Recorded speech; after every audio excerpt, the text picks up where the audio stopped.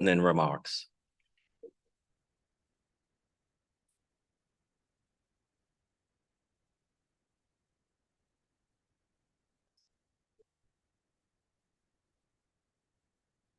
Well, good Opening afternoon. remarks. Good afternoon. Wonderful. Good. As Dr. Matthews said, we start absolutely on time. And I absolutely appreciate that. So I'm Adrian. Well, good Opening afternoon. remarks. Good afternoon. Wonderful. Good. As Dr. Matthews said, we start absolutely on time. And I absolutely appreciate that. So I'm Adrian. Well, good Opening afternoon. remarks. I've become a magician. I'm a ventriloquist. Good afternoon. Wonderful. Good. As Dr. Matthews said, we start absolutely on time. And I absolutely appreciate that. So I'm Adrian. Well, good afternoon. I've become a magician. Is everyone a ventriloquist? Good afternoon. Wonderful. Good. As Dr. Matthews said, I just want to make sure folks up there are hearing this. Wonderful. All right. Let me start all over again. Good afternoon. Do I get a thumbs up there? All right, we're good. Okay. So my name is Adrian Tyndall. I'm the Dean and Executive Vice President for Health Affairs here at Morehouse School of Medicine. I have been here for just over 2 years, perhaps why I may not have met so many of the important people who have passed through the halls here, and we know who we're talking about. I want to say on behalf of our President and CEO, Dr. Montgomery Rice, it's my pleasure to welcome you all to the HeLa Women's Health Symposium that's been put on by the Department of Obstetrics and Gynecology. The HeLa Symposium, founded by Morehouse School of Medicine's beloved faculty member, Dr. Roland Patillo, was named after Henrietta Lacks. And you know that we're all going to learn even more about the history of Henrietta Lacks as well as Dr. Patillo from his years as co-chair. But momentarily, we'll hear much more about this. But I want you to all know that the world will be forever grateful for the heroic and the groundbreaking contributions of Henrietta Lacks's and Dr. Patillo's unwavering dedication to champion her extraordinary story.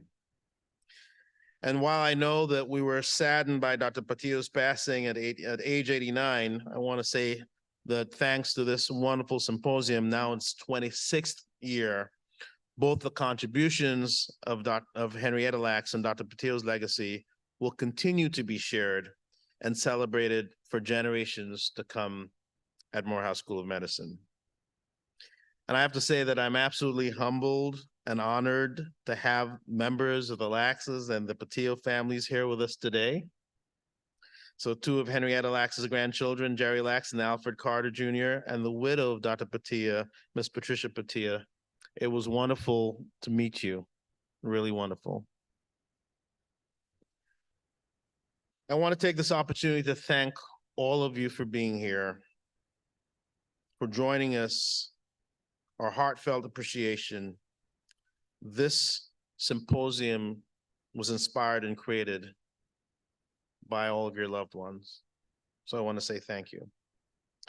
As many of you are aware, since our founding nearly 50 years ago, the mission of Morehouse School of Medicine has been to improve health equity in our communities, but especially in the underserved populations in our rural communities.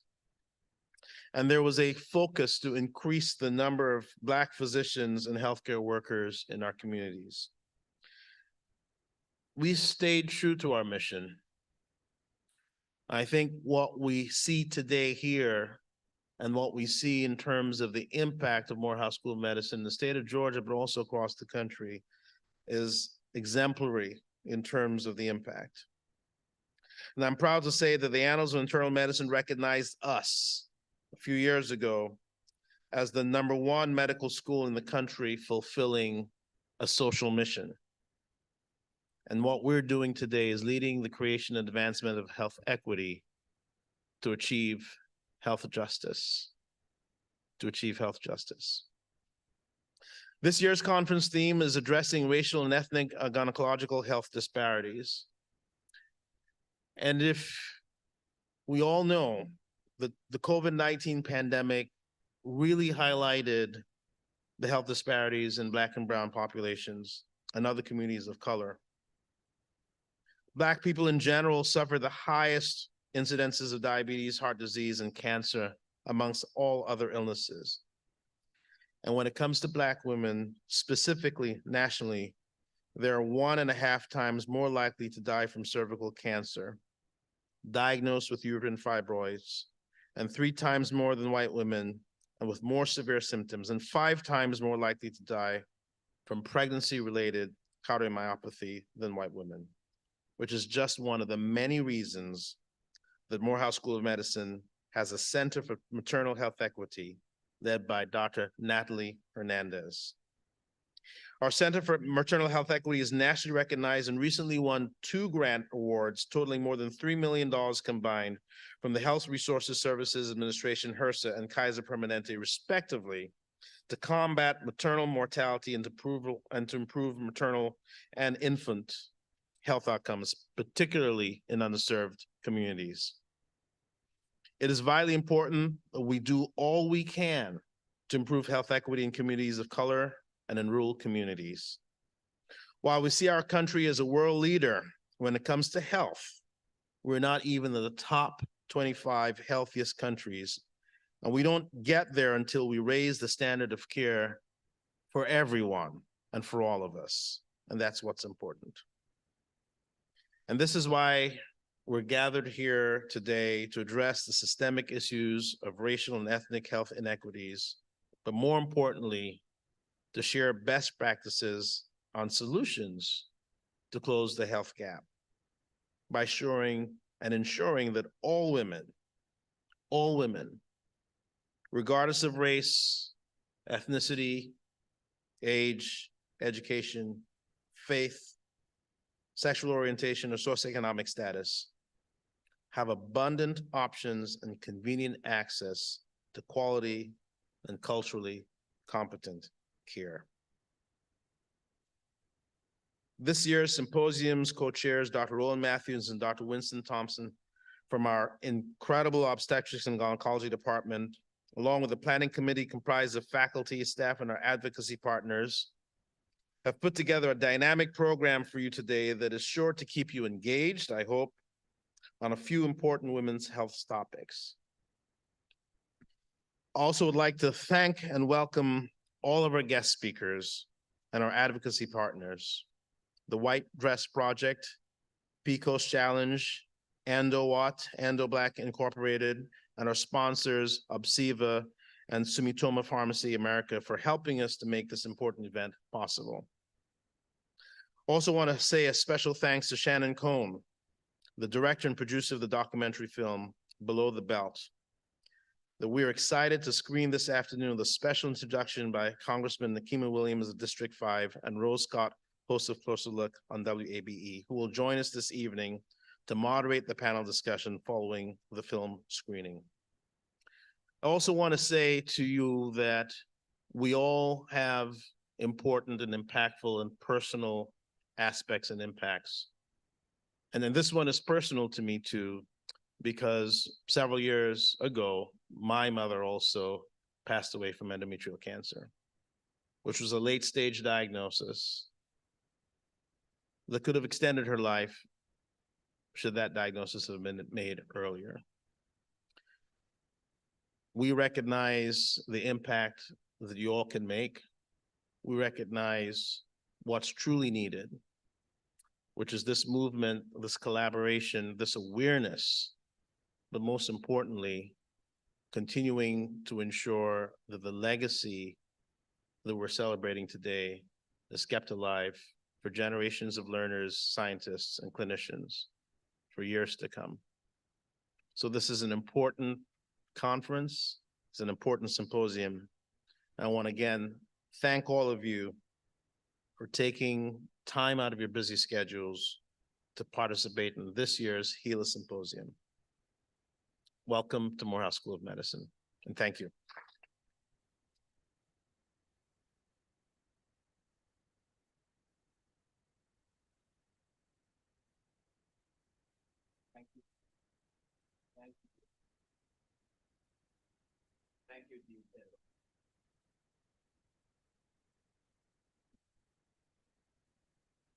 Thank you, Dean Tyndall. We're going to take a pause to do two things.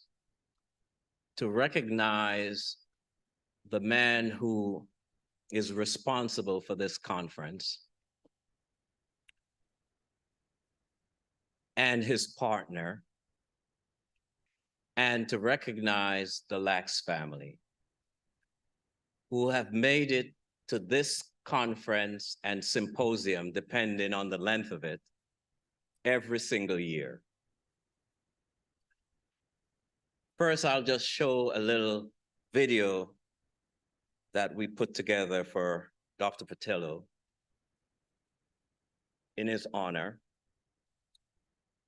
And then I want to show you some artwork that we will present to the family and to the institution and to Mrs. Patillo as a small token of our appreciation.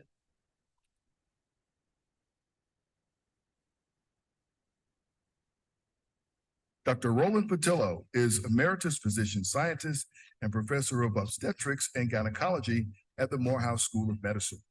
Louisiana native, Dr. Patillo graduated from Xavier University before attending Johns Hopkins University. It was at Johns Hopkins that Patillo studied under Dr. George Guy, whose research included the study of cells from an African-American woman suffering from cervical cancer.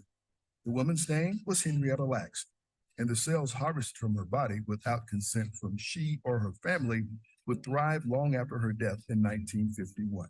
Through the cells, known as HeLa, treatments for cancer were advanced and other illnesses were cured. Upon graduating from the University of St. Louis School of Medicine, Dr. Patillo became a certified obstetrician and gynecologist and a gynecologic oncologist. In 1993, Dr. Patillo would bring his passion for the study of the HeLa cells to Atlanta and the Morehouse School of Medicine. In 1996, began an annual Women's Health Conference in honor of Henrietta Lacks. It was Dr. Patillo who befriended the Lacks family, purchasing a headstone for Henrietta's grave. It was his conversations with author Rebecca Skloot that helped facilitate the best-selling book, The Immortal Life of Henrietta Lacks. The patient should be referred to as HeLa, getting her name. Should not be used. In 2017, Oprah Winfrey produced and starred an HBO movie based on the best-selling book, with many of the scenes being filmed in Atlanta. Dr. Patillo retired from Morehouse School of Medicine in 2013, but thanks to his efforts, the story of Henrietta Lacks and her immortal cells will live on. Indeed, the legacy lives with Dr. Roland Patillo. So it's only fitting that our Roland Patillo lecturer for today, Dr. Christie, is also an artist. And she volunteered to do a few artworks for us on using the image of Dr. Patillo. And it's done in watercolor. It's amazing how she was able to capture his image based on the photograph we sent. So I want to thank her for that. And the second work here is done by what I think is a fitting artist, because she's an ovarian cancer survivor. And this is, we got this from an event in Augusta, where it was an event for survivors of cancer. So I would like to present to Mrs. Patillo this particular work, which is over there, because, you know, behind every person is someone else pushing them along. And Mrs. Patillo has been an avid supporter and collaborator with Dr. Patillo for all these HeLa conferences and all the other things that he has done. So we present this work to her because we want to do it on behalf of the Morehouse School of Medicine, the Department of OBGYN, but not just there, but on behalf of every faculty, every student, every resident, and like in my case, every person that this man mentored. He was able to do that because you shared him with us. But more important, every single patient that is not here in the audience, but has benefited so much from not just his research and his great surgical skills, which we can talk about forever, but really his kindness towards every single person. So that is what we'd like to do. And we'd like to just take a minute just to walk over, take a few pictures, and then we'll do the same with the Lax family and with our artists, if you don't mind. Just give us 5 minutes to do that, and we will come right back.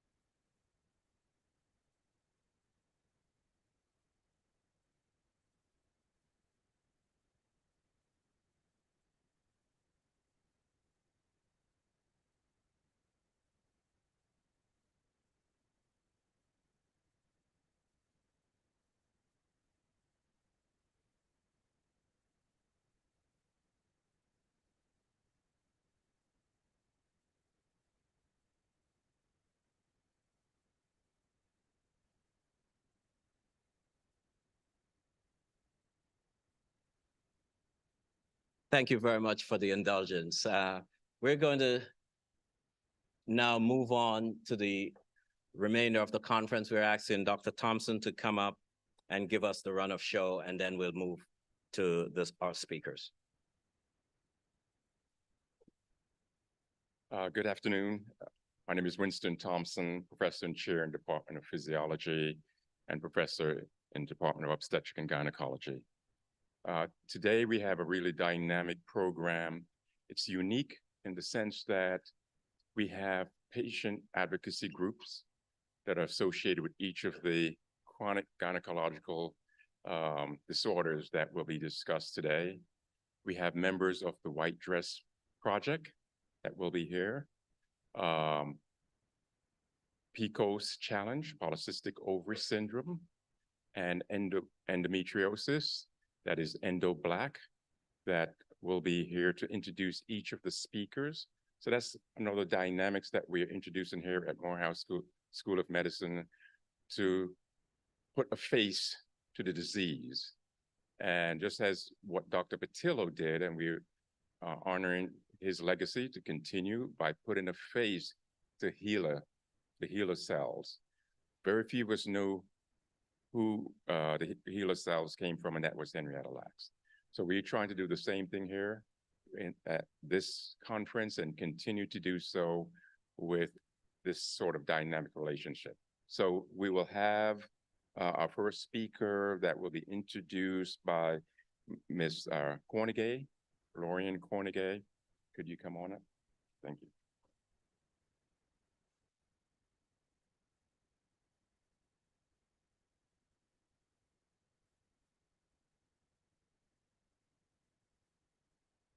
Hello, everyone. Nice to see everyone's beautiful faces here today. Before I take a moment to introduce Dr. Christie, I wanted to share a little bit about me. My name is Lauren Cornegay. I'm the founder and executive director for Endo Black Incorporated. We are a nonprofit that focuses on advocating for African-American women and women of color living with endometriosis. And we'll talk a little about that a little bit later on.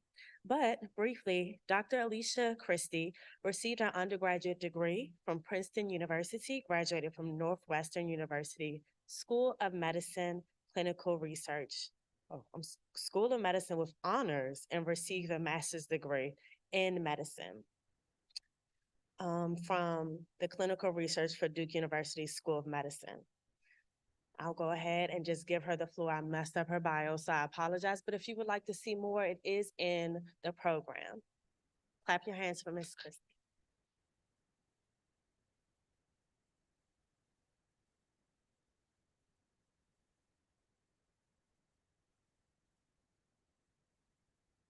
Good afternoon. I'd like to thank Dr. Valerie Montgomery Rice, Dr. Tyndall, and Dr. Matthews for the kind invitation to speak with you today. And I'd also like to thank the families for the opportunity to share my artwork tribute with you today as well. My disclosure, when I was in the military and when I was in the federal government, I was sometimes criticized for being outspoken. Now that I'm retired, I am Alicia Unleashed. So I feel very passionately about this topic. So if I stumble or I say something politically incorrect or inflammatory, I hope that you'll forgive me. One of the things that I want to do in this presentation, there's a saying that it takes a village. And I want to take this opportunity to highlight some of the many people who have been involved in this important work. And I want to say a special thank you to my friend and colleague, Dr. Erica Marsh, who has really been a pioneer in both clinical and basic science research in the areas of fibroids and endometriosis. And I also want to bring your attention to a recent publication that she authored with several of my colleagues that was published in Fertility and Sterility. I'd also like to give a special acknowledgement to the White Dress Project. I had the privilege and opportunity to work with the Washington, D.C. chapter, and that's me in the middle of the photo, and I'm wearing the same outfit, so clearly I need a wardrobe update. So the objectives with my presentation, I want to review the disproportionate impact of fibroids in African Americans. I'm going to discuss the biology of racial differences, disparities in surgical treatments and outcomes, talk about fibroids and obstetrical complications and the impacts of fibroids on infertility. I'll end by exploring some of the socioeconomic impacts and disparities and evaluate future directions and the importance of legislative advocacy. When I was at NIH, most of my work focused on fibroids and health disparities. And one of my most important mentors, Dr. Yvonne Maddox, was largely responsible for my involvement in fibroid research.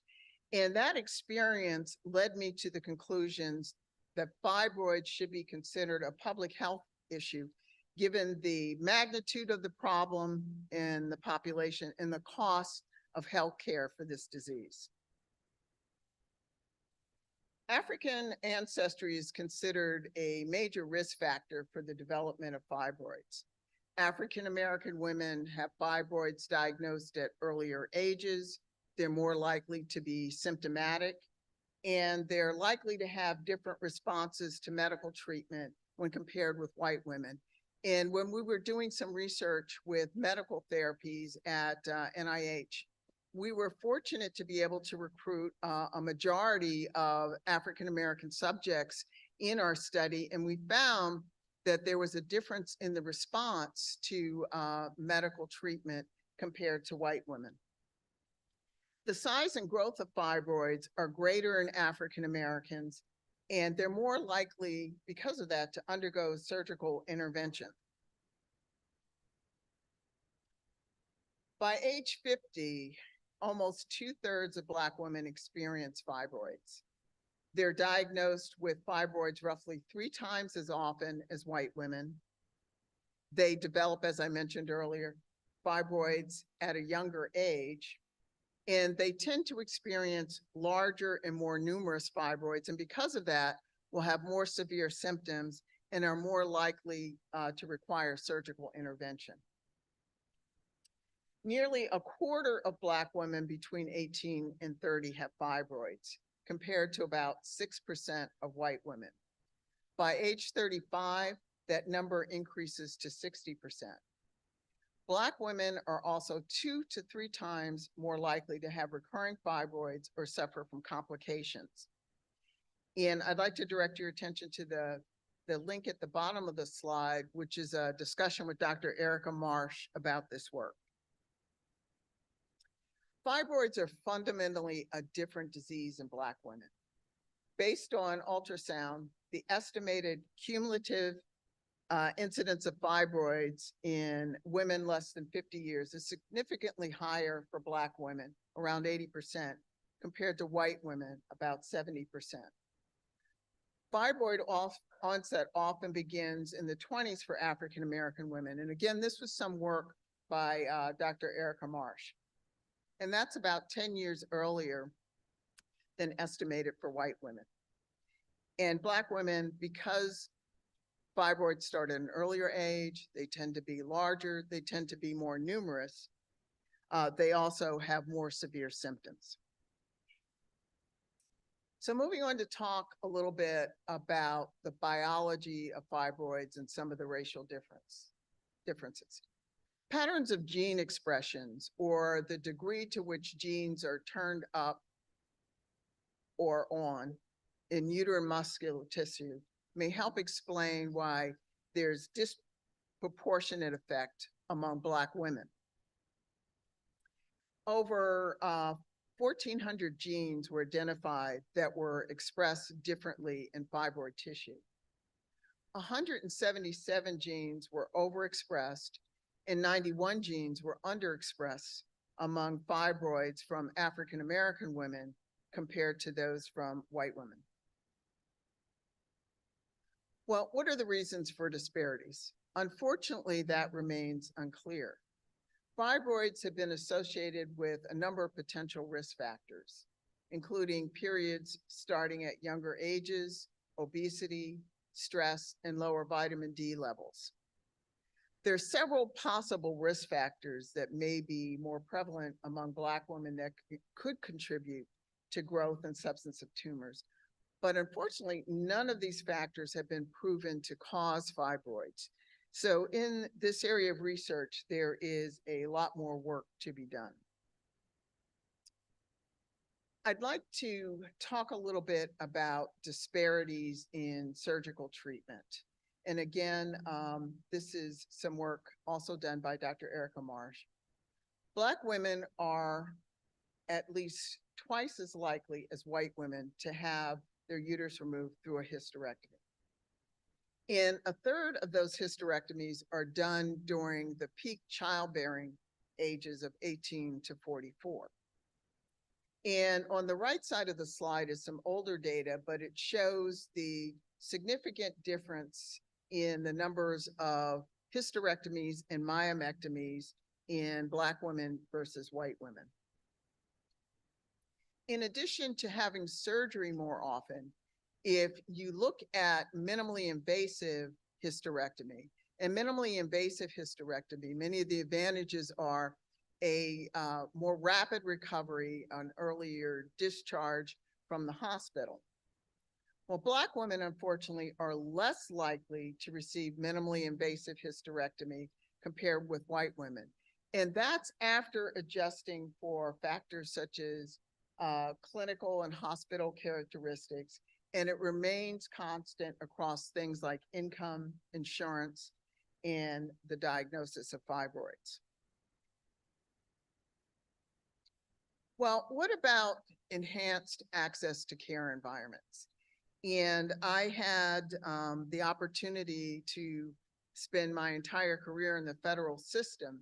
And so although disparities exist, both the military and the VA are enhanced access to care environments. And this is some data from some of my colleagues in the VA looking at minimally invasive hysterectomy among veterans. And so they identified nearly 3,000 hysterectomies, 53% were abdominal, 29% were laparoscopic, and 18% were vaginal. Among veterans with fibroids, Black veterans were less likely than white veterans to have minimally invasive hysterectomy. Latina veterans were as likely as white veterans to have laparoscopic as abdominal hysterectomy and less likely to have vaginal hysterectomy than abdominal hysterectomy. So what about surgical outcomes? Black women are 50% more likely to experience morbidity due to blood transfusion, surgical site infection, wound breakdown or dehiscence, and sepsis after an abdominal myomectomy compared with white women. Black women undergoing myomectomy were 1.6 times as likely to suffer a major complication and 2.27 times as likely to undergo a blood transfusion compared with white women. Now moving the discussion to fibroids in pregnancy. And this image was from an exhibition and benefit for Black maternal health that was sponsored by Dr. Tanya Wright, an NMA member in Pennsylvania. And this piece is titled, "It is True, I Was Created in You." Now, this slide shows a table that shows obstetrical complications associated with fibroids. And I'd like to give a thank you to my friend and colleague, Dr. Herman Taylor. I was trying to find a more current citation to see if these numbers were similar with more recent studies. And this was at lunchtime today. And so he contacted the lead librarian here who hand carried a 2021 citation to me. And I can tell you that the numbers are the same. And so obstetrical complications associated with fibroids are much the same as depicted in this slide. As many as 10% of pregnant women will have fibroids. Fortunately, most fibroids are small, less than 5 centimeters, and most remain stable in size. They're usually asymptomatic. Complications increase when there are more numerous fibroids and when they're larger. The most common complication is pain with degeneration. And in patients who have had a previous myomectomy, many of them will have to be delivered by cesarean section. Vaginal delivery is usually offered unless the fibroid is so large that it obstructs the cervix or it leads to a persistent fetal malpresentation such as breech presentation. I'm a reproductive endocrinologist, and so much of my interest and work in the area of fibroids relates to fertility. And with fertility complications, the location of the fibroid is important. And so those fibroids that are either in the uterine cavity or impact the uterine cavity are most likely to affect outcomes. This is some work we did a number of years ago with the NIH fellows. And again, this is in an enhanced access to care environment. And so the numbers of African-American patients in our program is higher than in the general population. And what we found is that patients with fibroids did worse, and African American women with fibroids did the worst in terms of pregnancy outcomes. Well, what does this mean for clinical management? Well, what it means is evidence-based counseling. And additional research can be very helpful in this realm. And so it's critical to individualize treatment. So if a patient has clinical symptoms, pain, heavy bleeding, that would favor surgical intervention. If they have a history of prior loss, although the literature is mixed in this area, fibroids that are in the cavity or impacting the cavity are often associated with a higher risk of miscarriage. And so that would favor surgical intervention if the patient has a history of prior pregnancy loss. You also have to consider their surgical risk. So if the patient is very obese or they have dense pelvic adhesive disease, then you may want to consider pharmacologic intervention, and they would be considered less optimal surgical candidates. Well, what are the limitations of the studies in this area? Well, one is small sample size. Another is inadequate adjustment for confounding and selection bias. There's also extensive missing data, particularly where it comes to race and ethnicity. So many of the national registries, such as the Society of Assisted Reproductive Technologies, race and ethnicity is not a required variable that has to be reported. The other thing that can also make this data less accurate is that the provider may report the race and ethnicity, and it may be inaccurate as opposed to patient-reported race and ethnicities. There's also a lack of prospective studies. Well, what can we conclude in the area of infertility?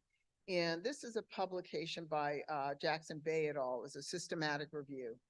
And so they found that there were worse treatment outcomes for non-white women. And although differences in BMI, fibroid prevalence, hormone metabolism, and endometrial receptivity have all been hypothesized to play a role, none of these theories fully explain differences in treatment outcomes across minority groups. Now I'd like to make a few comments about socioeconomic impacts and disparities. This is a fairly complex slide. This was a publication by one of my VA colleagues, Dr. Jody Caton, and it shows all the many factors that impact health disparities for fibroids and endometriosis. Disparities in uterine fibroids and endometriosis can be linked to a number of exposures. So lack of access to adequate health care. And what is often not adequately considered is bias and discrimination within the healthcare system. Black women disproportionately experience a wide range of exposures that are associated with an increased risk for uterine fibroids. There are social exposures such as stress and interpersonal racism.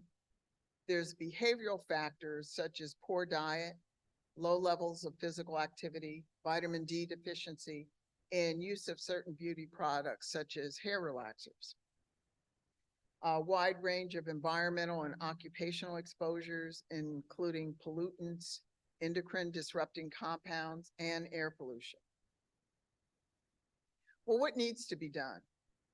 Well, first of all, very little research on fibroids and endometriosis are based on the general population. And this demonstrates that there's a lack of investment in two of the most prevalent diseases in reproductive aged women. There's even less data on other racial and ethnic groups that are underrepresented in the medical literature. Well, what can we learn from enhanced access to care environments?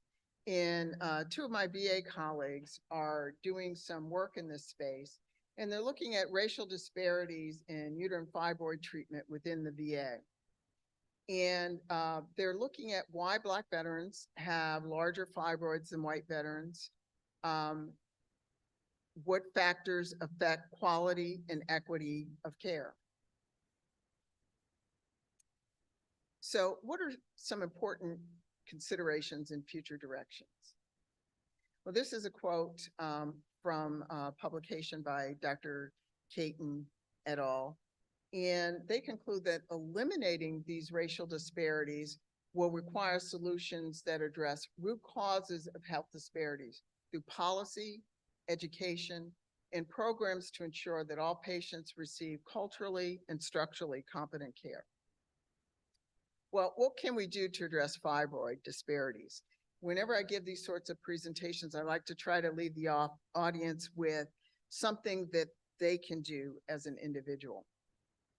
And so this is from a presentation that I gave to Region 5 NMA chapter, and it was focused on the ethical obligation to promote voter engagement to achieve health equity. We have to speak for the voiceless and the vulnerable. Poor health is linked with a lower likelihood of voting. Those least likely to vote are more likely to report poor health. Low income and less educated citizens' turnout rate is half that of the more affluent. States that have higher rates of healthy voter participation have less healthcare spending and Medicaid programs that cover fewer services. So clinicians have an ethical obligation, not just to vote themselves, but to promote health equity by encouraging their patients to vote. And one of the organizations who's been doing a lot of work in this space is Vote ER, is a group of ER physicians, and they connect health care institutions and providers with the tools, training, and community to register colleagues and patients to vote. And I want to point out that it is nonpartisan, it's non-interruptive, and it's optional for patients. I'd like to spend a few minutes talking about the importance of legislative advocacy. This is where we get to Alicia Unleashed. And this picture is from a White Dress Project panel at the 2018 Congressional Black Caucus. And I had an opportunity to participate in one of those panels. And in 2021, the Stephanie Tubbs Jones Uterine Fibroid Research and Education Act was passed. And recently, Senator Booker introduced the Stephanie Tubbs Jones Uterine Fibroid Research and Education Act for 2024. And that will expand and intensify research on uterine fibroids, authorize $30 million a year, require HSS to collect data on services provided to people diagnosed with uterine fibroids, create a public education program for fibroids, and promote evidence-based care for uterine fibroids among healthcare providers. I also want to draw your attention to patient advocacy groups doing work in the area of fibroids. The White Dress Project, Resolve, which is a patient advocacy group for infertility patients who is partnered with the American Society of Reproductive Medicine, who's also doing a lot of work in this area, and the Fibroid Foundation. So I'd like to end with these conclusions. The root causes of racial health disparities are far more complex than genes, individual health behaviors, and access to care.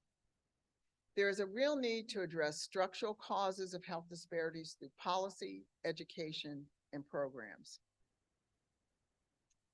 And this is one of my favorite quotes by Dr. King. Of all the forms of inequality, injustice in healthcare is the most shocking and inhumane. Thank you. I believe we have time for questions.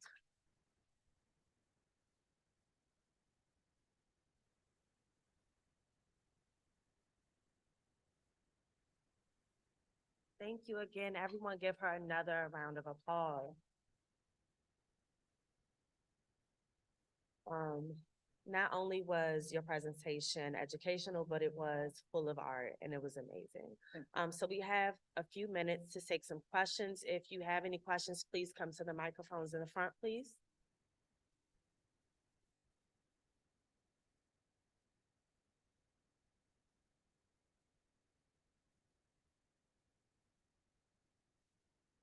Thank you very much, Dr. Christie, as usual. Excellent presentation and delivered well for this audience. I'm curious about the geographic disparities with regard to how we treat women with fibroids.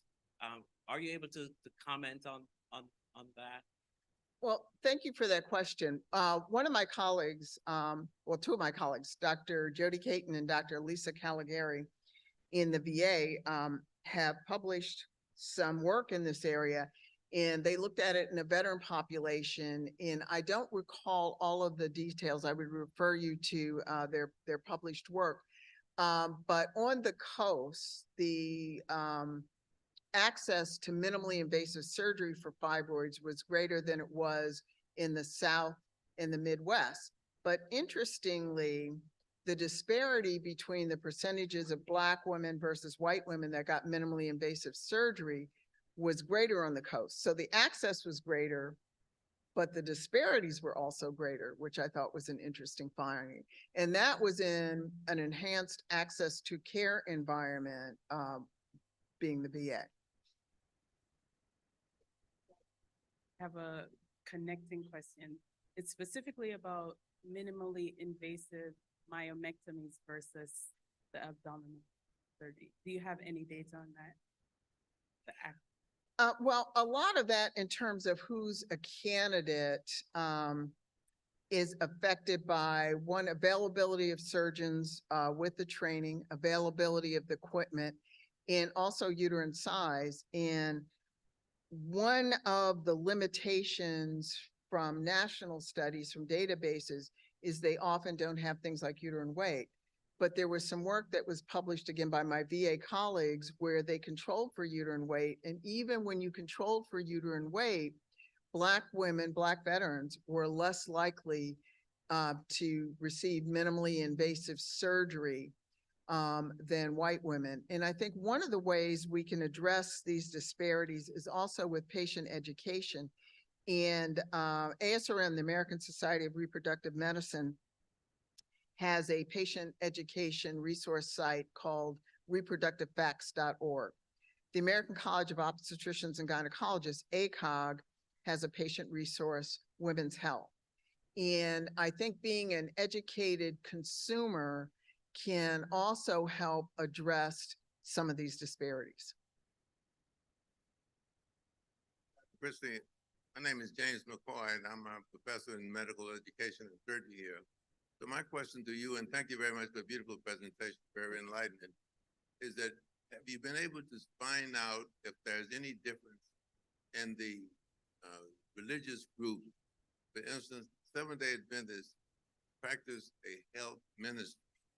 So, and when you look at, has there been any studies that has looked at that group to see if you have the same kind of disparities in terms of health outcomes, especially in terms of uterine fibroids? So that's my first question.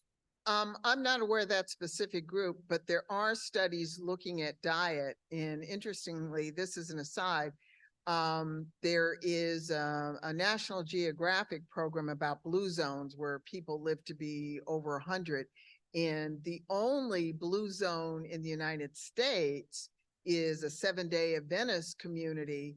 And so there are probably some things about diet that may affect things like fibroid in that community, but I'm not aware of any published studies that specifically look at fibroids in that community versus the general population.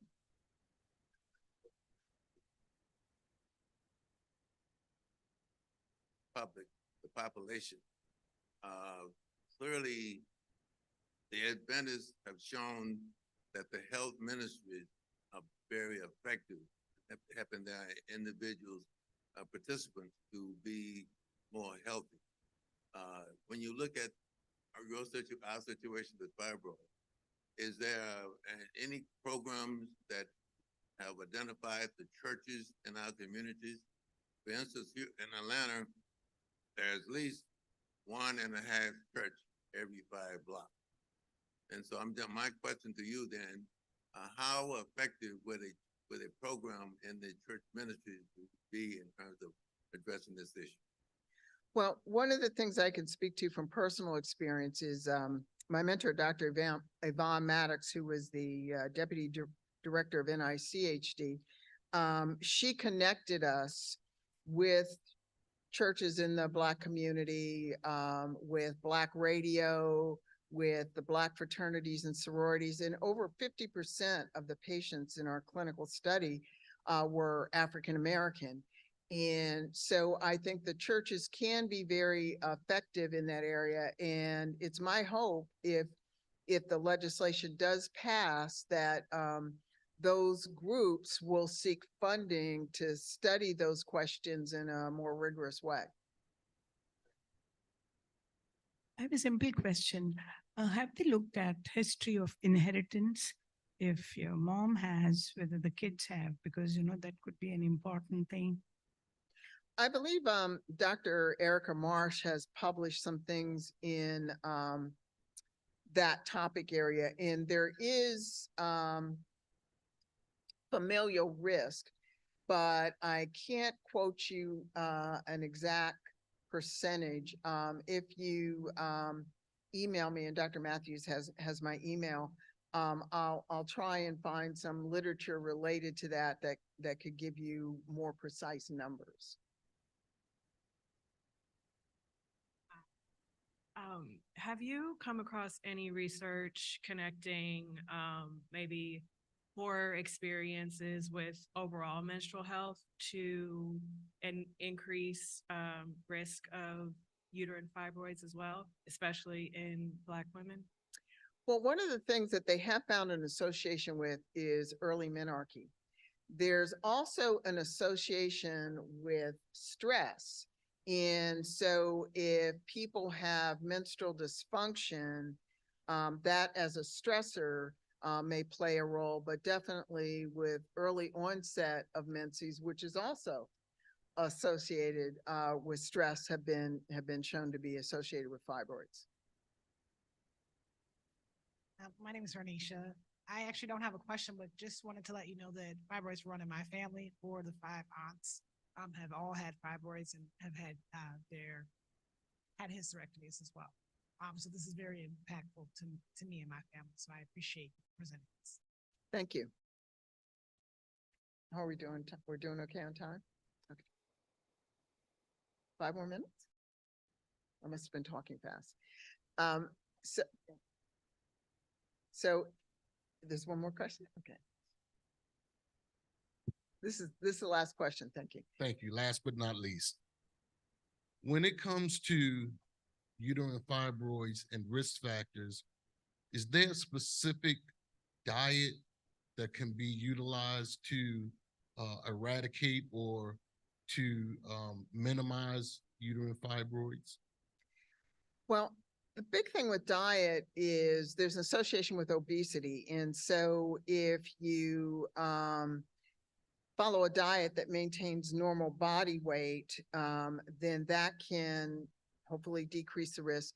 There's also been some studies to suggest that vitamin D deficiency is associated. So making sure that you have adequate amounts of vitamin D. And I believe there's been some association with diets that are high in animal fats.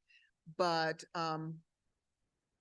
in relation to the question that was asked earlier, I think if you look at populations that follow diets that have been shown to be associated with better health outcomes, looking at the specific issue of fibroids in those populations may help clarify that question. So I'd like to thank you for your time and attention.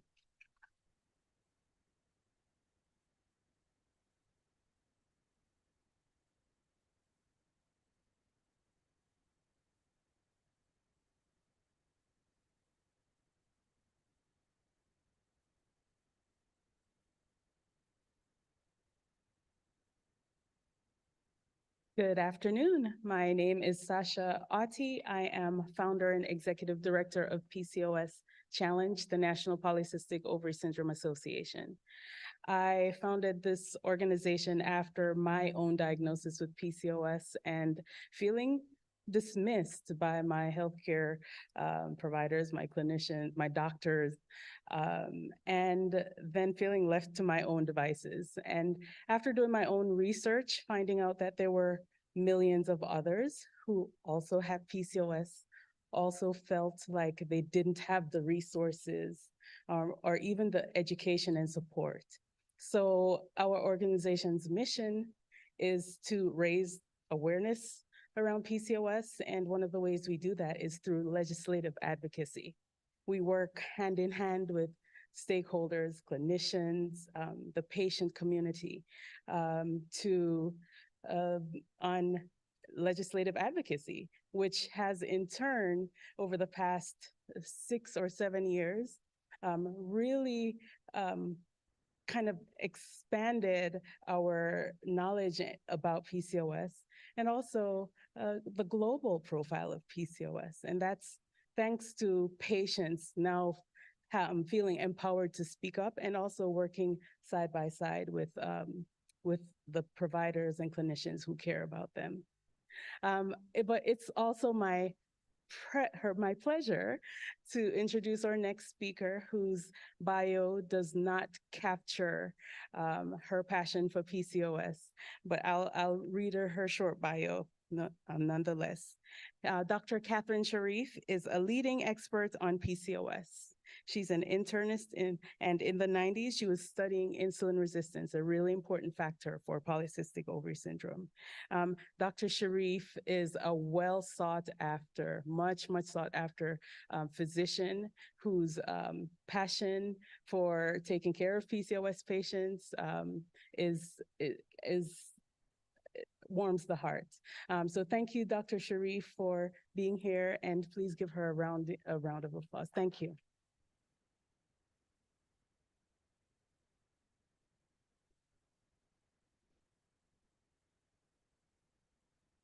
And Dr. Sharif often reminds me to take my pre and probiotics and get more sleep.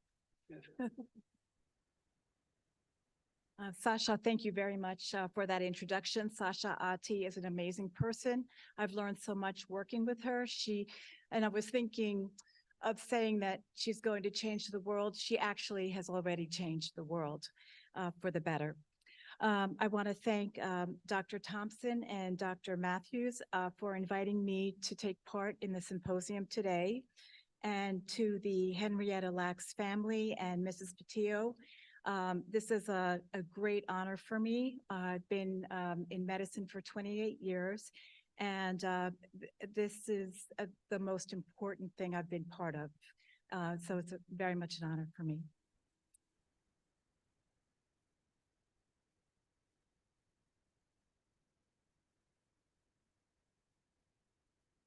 So I'm going to discuss polycystic ovary syndrome and the fact that it's both a reproductive and a metabolic disorder, and also discuss racial disparities, which you could fill in one slide because there is so little known. So I'll start with the clinical challenges of PCOS. It's highly prevalent, as much as 10 to 15% of women in the United States. And there's confusion about this number because there's a lack of recognition and also a lack of consensus agreement. And I'll get into that more. So it's underdiagnosed. It's estimated that as many as 50% of women are undiagnosed, and that is the most conservative estimate. Some researchers estimate 75% of women with PCOS are undiagnosed. And there's multiple factors that go into that. And then as far as the prevalence, one thing to keep in mind, PCOS is everywhere. And when I started practice as a general internist in 1995, I thought, oh, I've never seen a patient with PCOS. And I remembered from OBGYN that there was this thing called Stein-Leventhal, didn't pay attention, that was years ago. And I thought, well, I never saw anyone with it. And what I didn't know is that I was seeing women with PCOS all the time, every day, and I continue in my practice. If they come in with shoulder pain, they probably have PCOS. And my daughter, though, she says, you think everybody has PCOS, and so I'm not allowed to talk about it at home. But anyway, think about diabetes. It's been called an epidemic in this country, right? 7 or 8% of the whole population, higher in minority populations. That's an epidemic. So what is PCOS at 10 or 15 or maybe more percent in women? It is more than an epidemic. It's endemic.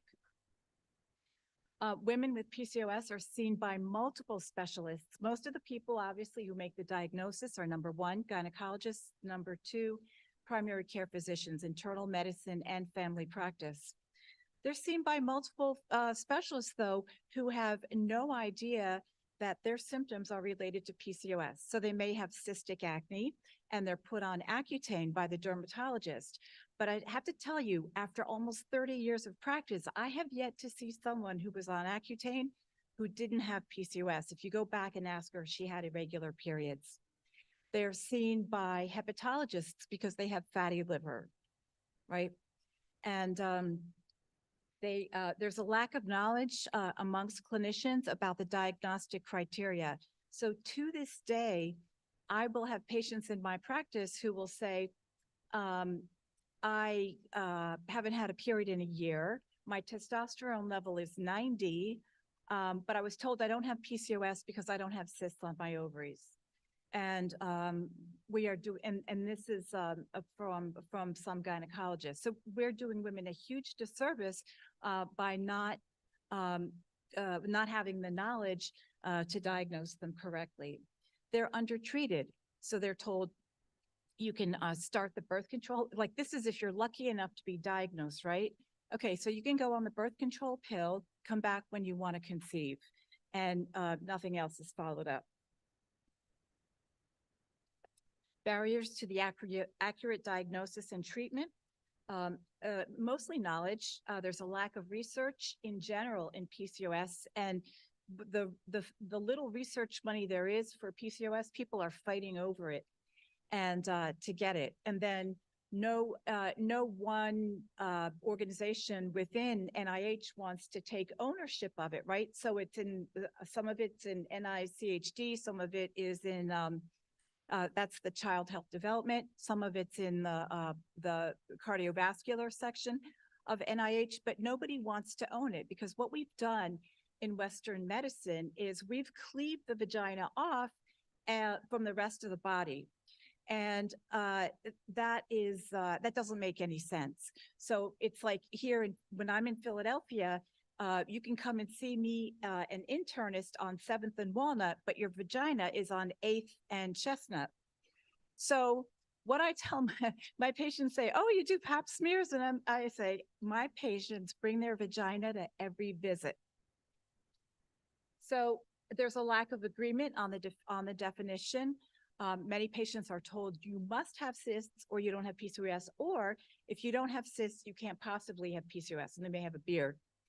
There's variable phenotypes. I have thousands of patients with PCOS. At least 20% of them are slender, and they've been told they don't have PCOS in spite of having all the symptoms, but they're not overweight. There's a lack of familiarity, not just with the criteria for diagnosis, but also about complications. And we'll talk about that in a minute. And then the sex hormones are notoriously inaccurate, or they're used inaccurately. For example, some physicians, including medical endocrinologists, will order sex hormones while you're on the birth control pill. Well, obviously, you suppress your sex hormones when you're on the birth control pill.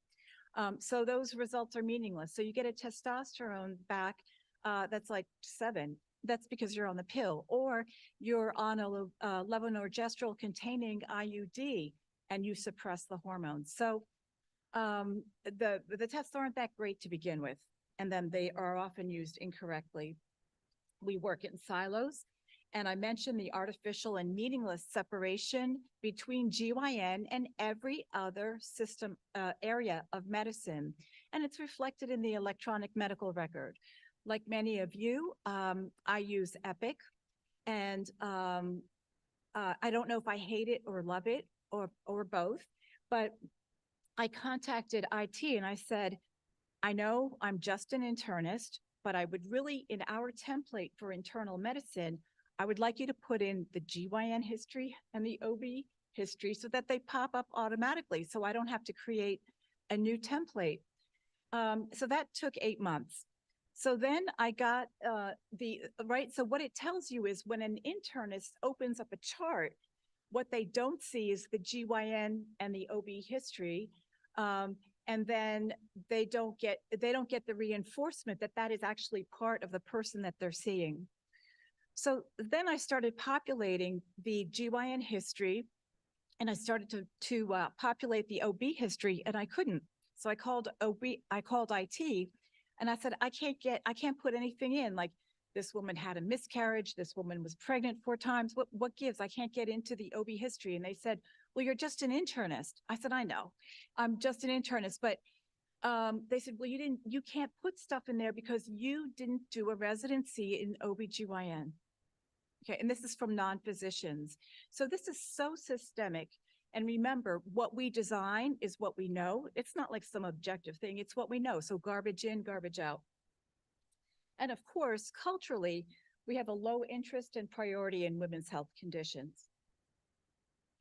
So obstacles to diagnosis and treatment. What my patients have heard is, if you have irregular periods, you're going to grow out of it. Women who have severe hirsutism have been told, oh, it's an ethnic problem. That's why, right? People in your family are hairy. What I would say is, where I'm from, if you don't have a mustache, there's something wrong with you. Moderate alopecia, and people will say, well, it's hormonal. Well, yeah, we know that. Or it's due to the seasons, or it's due to other factors, stress, and so on and so forth. Women know their hair, or what doctors will do is gaslight, to use the popular term these days, and say, it doesn't look too bad.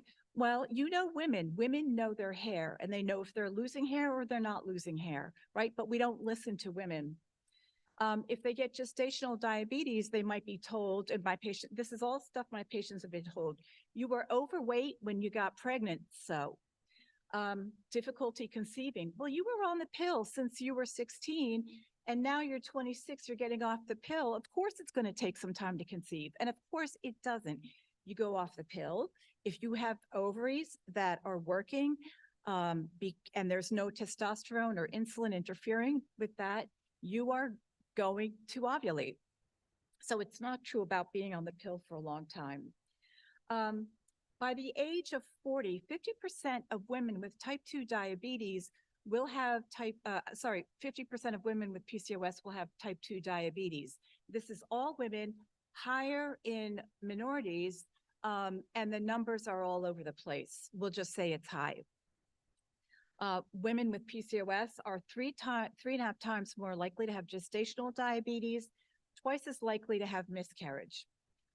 They're also more likely to have hypertension, dyslipidemia, meaning we usually use the term hyperlipidemia, but dyslipidemia acknowledges that you can have a low HDL, high triglycerides, high LDL. And that's the typical pattern in PCOS is similar as for diabetes, high triglycerides, low HDL, which is the most predictive factor for having a heart attack. It's not LDL in women, it's high triglycerides to low HDL. What you want is a triglycerides to HDL ratio of 1:1. Let's say my HDL is 50, good. That's a nice, high, decent HDL. Let's say my triglycerides are 50. That's what I was born with. That's what you were born with. Triglycerides between 10 and 60 with an average of 50. So my ratio is 1:1. You almost can't die with a ratio like that. But what we have with PCOS, and is especially in white women with PCOS, is very high triglycerides. Let's say 300 and an HDL of 30. So you have a ratio of 10:1. And it's extraordinarily predictive for heart disease, and again, much more so than LDL. Women also have more sleep apnea, and this has been attributed incorrectly to being overweight. Because if you take two women with identical bodies and they're overweight, the one who has the higher insulin level and higher testosterone level is more, in other words, she has PCOS and the other woman doesn't, that one is more likely to have sleep apnea. And that is because testosterone drives central sleep apnea. And that's why men have more sleep apnea.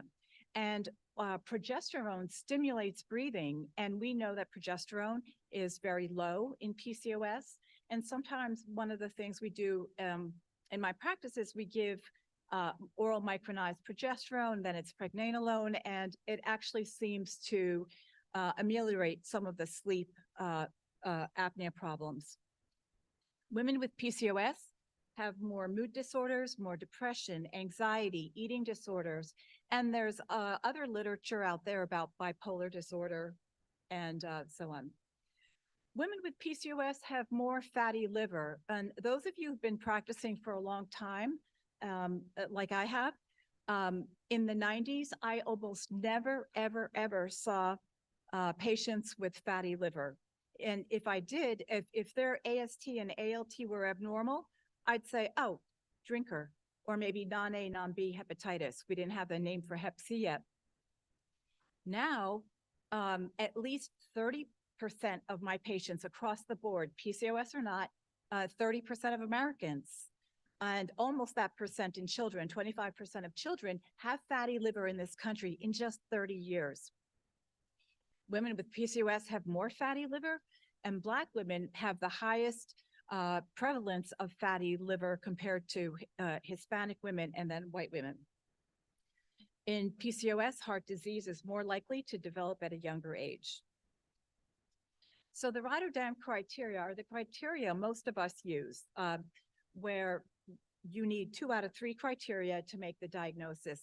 And this was very helpful. It was established in 2003, these criteria, and they're similar to the ones used by the Endocrine Society and the Androgen Excess Society.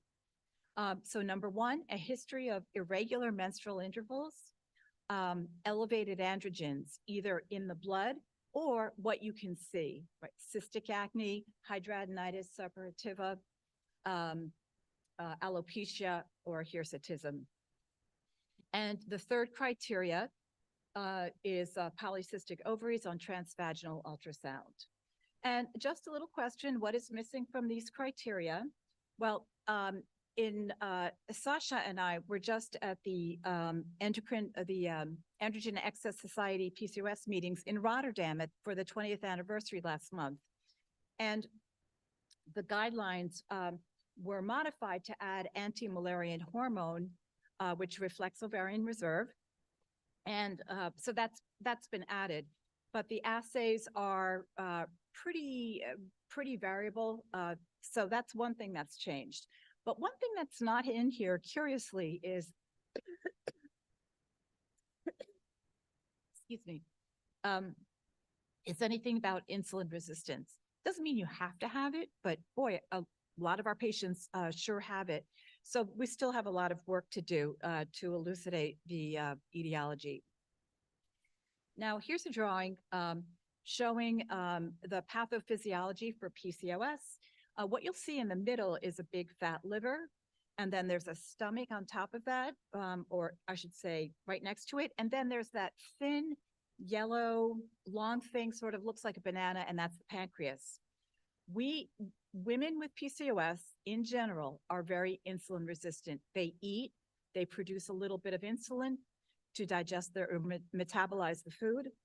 They are unable to metabolize the food with the little bit of insulin that they produced. And so then what happens, the pancreas, their cells are resistant to insulin. So the pancreas says, hey, the cells are hungry, we need more insulin. So because they're insulin resistant, they produce more and more and more insulin every time they eat to try to metabolize food. Sasha, could I get a Okay, can I have a drink? Yeah. No, I'm just kidding. Okay, so they produce these very high insulin levels, and then finally that overwhelms the cells. And the doors open on the cells, your body cells. The glucose that was going around in the blood, around and around and around, it goes into the cells. And thank you. Oh, thank you. Okay.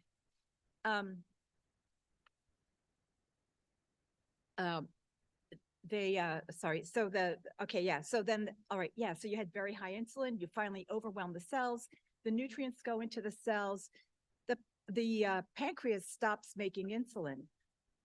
And then what happens is you've metabolized your food, you're fine, you're doing well, right?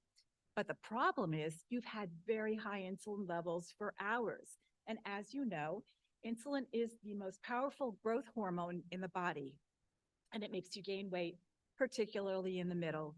And every year as you get older, we get insulin resistant. Okay, so you get hyperinsulinemia because of your insulin resistance. Let's take a look at this.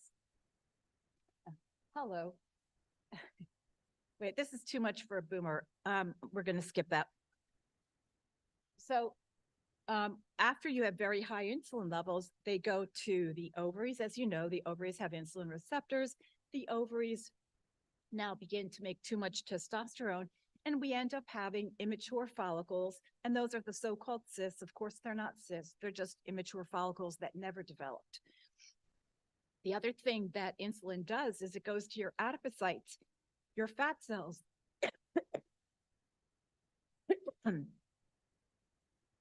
You know, I have Coke in my, of course I have Coke. A Diet Coke, of course. So,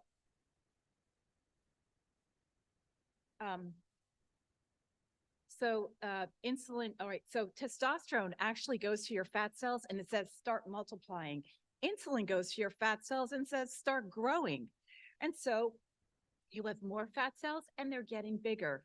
And then anyone who gains weight becomes more insulin resistant and requires more insulin for the next meal and gains more weight. Thank you so much.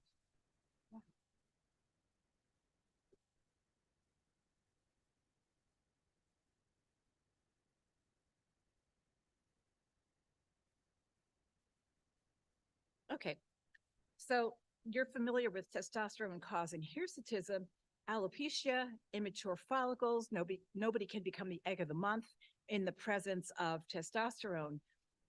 But the part about the adipocytes is a vicious cycle, and it's very difficult to break. So then your patient goes to see a doctor and they say, you got to lose weight. And how much you're eating, push back from the table and things like that. And our patients, people want to talk about personal responsibility. They are doing the very best they can to lose weight. They might eat this much, but if your insulin levels are this high, you don't have to eat much to sustain your weight. But this whole thing about blame and shame about body weight is, it's unethical and it's demoralizing to our patients. And women bear the brunt of that. Now, after years and years and years of this insulin resistance, the pancreas is working so hard and making these huge levels of insulin, then one day it just poops out and boom, you have diabetes. So the doctor says, oh, your A1C is 6.8, you have diabetes. And you say, well, how did that happen? And they say, you gotta lose weight. You've been working on it for years. And our PCOS patients have been working on it for years. Okay. Now, I wanted to put in a quick word about the microbiome. There's about 100 trillion bacteria in our bodies, and most of them, 90% of them, live in our gut. A healthy microbiome is diverse. The more species, the healthier it is. We know that women with PCOS have a less diverse microbiome. So here's your colon. Small intestine in the middle is 22 to 23 feet in women. It's longer in women than it is in men, both proportionately and absolute. And you'll see the large intestine is only 5 feet, but that's where the most important action is happening with the bacteria. When you have a lot of gut bacteria in the large intestine, when you have a lot of diversity, thousands of species and so on, you are able to produce anti-inflammatory compounds. When you have a concentration of, let's call them bad bacteria and less diversity, you get more inflammation. And this may be one of the genesis of insulin resistance. And it's interesting in PCOS, so I'll give you some, whoops. Oh, I knew I was going to mess up. Yeah, I was trained how to use this and I still, okay.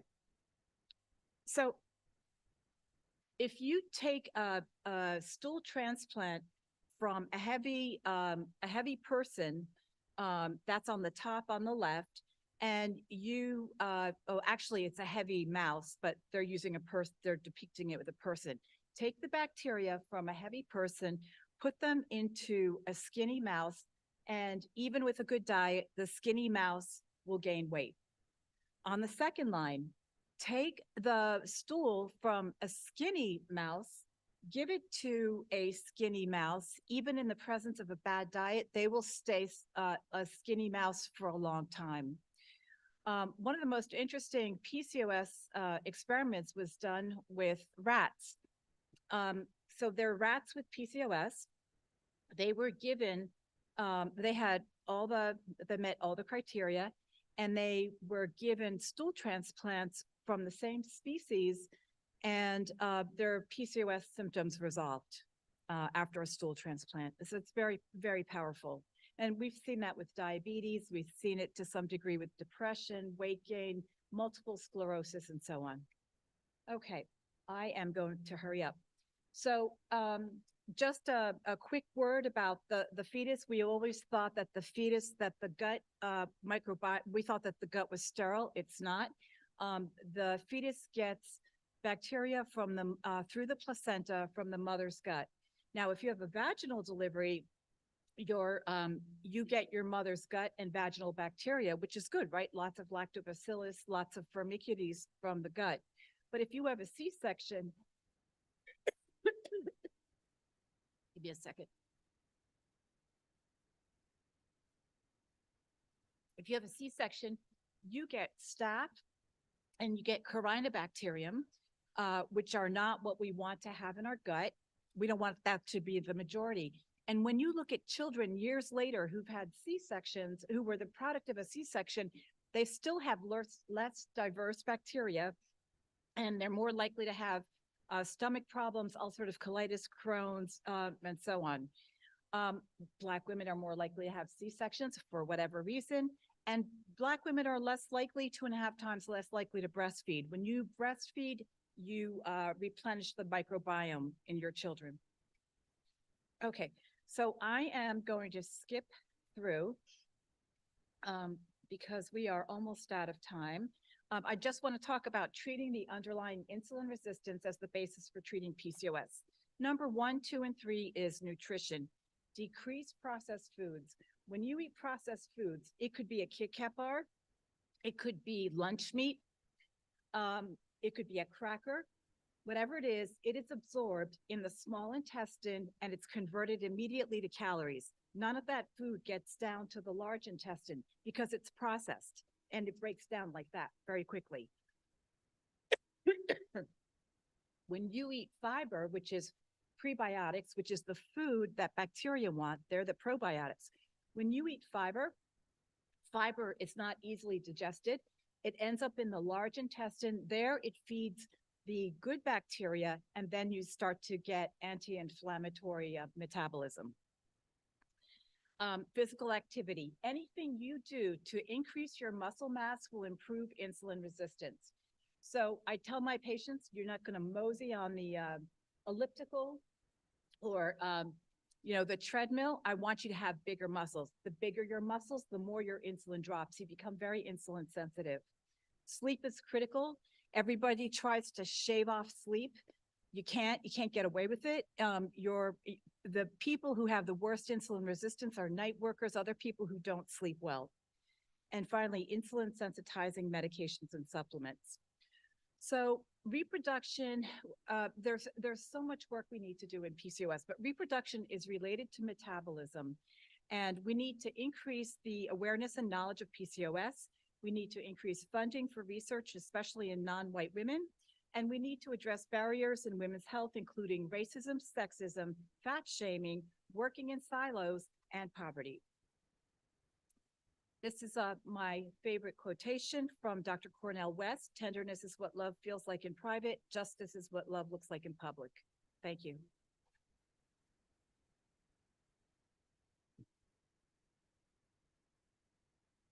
I want to thank Dr. Sharif for an informative presentation. Any questions? We have one question.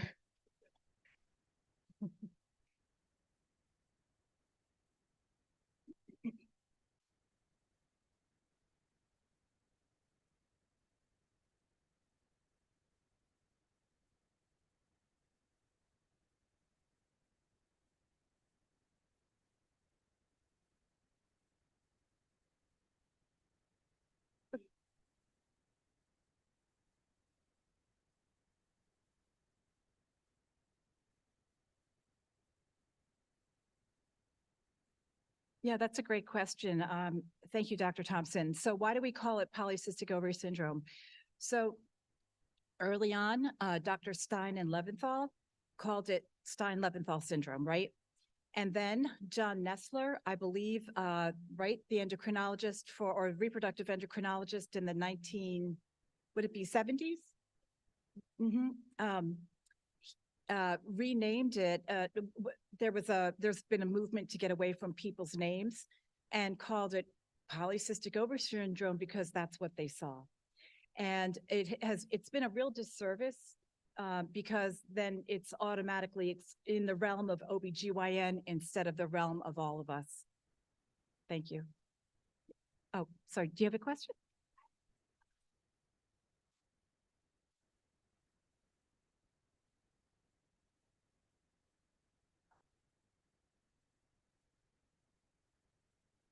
So for patient advocacy, so if you have a concern, what should you tell your clinician? What should you ask them for? Okay, so you tell them, I have, whoops, oh, this is the timer, okay. Oh, you're a big help. You tell them, this is for everything. Endometriosis, right? Women put up with all this pain from endometriosis. They put up with all this bleeding and pain from fibroids, right? And the doctor's like, you know, and they don't really answer your question. Hold them to it. Hold them accountable. So let's say you have irregular periods, and they say, well, you know, you could take the pill. Okay, but why do I have irregular periods? I don't know. There's a number of reasons you could have irregular periods. I mean, weren't you on Depo or this or that? Hold them accountable. And it's okay if your doctor gets uncomfortable. You don't have to be nasty, but the thing is you're going for a service and you need a straight answer. And if you're a woman, you are more likely to get the runaround. Men get the runaround too, of course. But if you're a Black woman, God help you, or a Black woman in the ER who's bleeding, God help you. Yeah, so hold your doctors accountable. Thank you so much, Dr. Sharif. I think we have to move on to the next. You want to ask? Okay. One.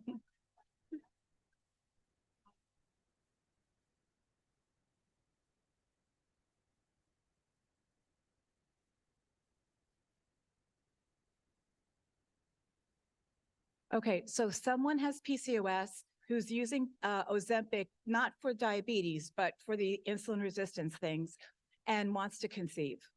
Okay, well, these drugs, the incretins or the GLP-1 agonists, they have been available since 2006. So I have seen a lot of women take them.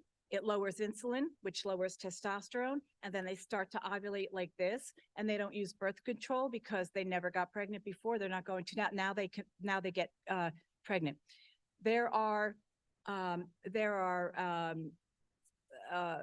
what do you call it? Like where you keep all the data of all the people who ever got pregnant on these drugs, it's fine. You shouldn't use it to get pregnant. It would be advisable not to conceive, but don't worry about it. What I would do, though, is stop 1 month before you're trying to conceive. And that's like, maybe you would agree as a reproductive endocrinologist, enough half-lives to get it out of your system. Okay, thank you. Okay. Thank you so much, Dr. Sharif. Round of applause, please.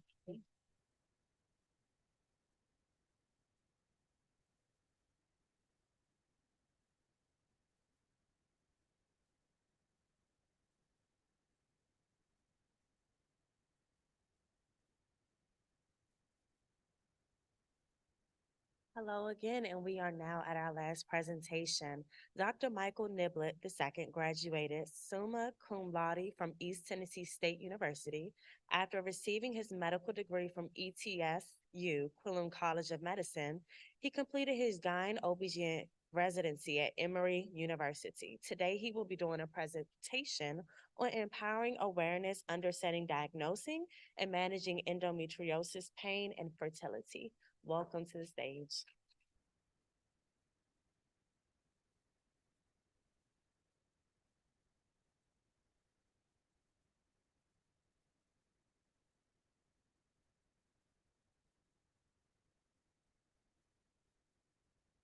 Thank you so much for the introduction. I want to thank Dr. Thompson, Dr. Matthews, the Morehouse School of Medicine, and the families for having me. As junior faculty, I consider it a tremendous honor to be included and invited, and I hope to do it justice. So I'm a reproductive endocrinologist by training, but at the same time, during my fellowship, I did extra training in reproductive surgery. So surgery and fertility really have a big, important part of my heart, and some common patients that I see have endometriosis. I have no financial disclosures today.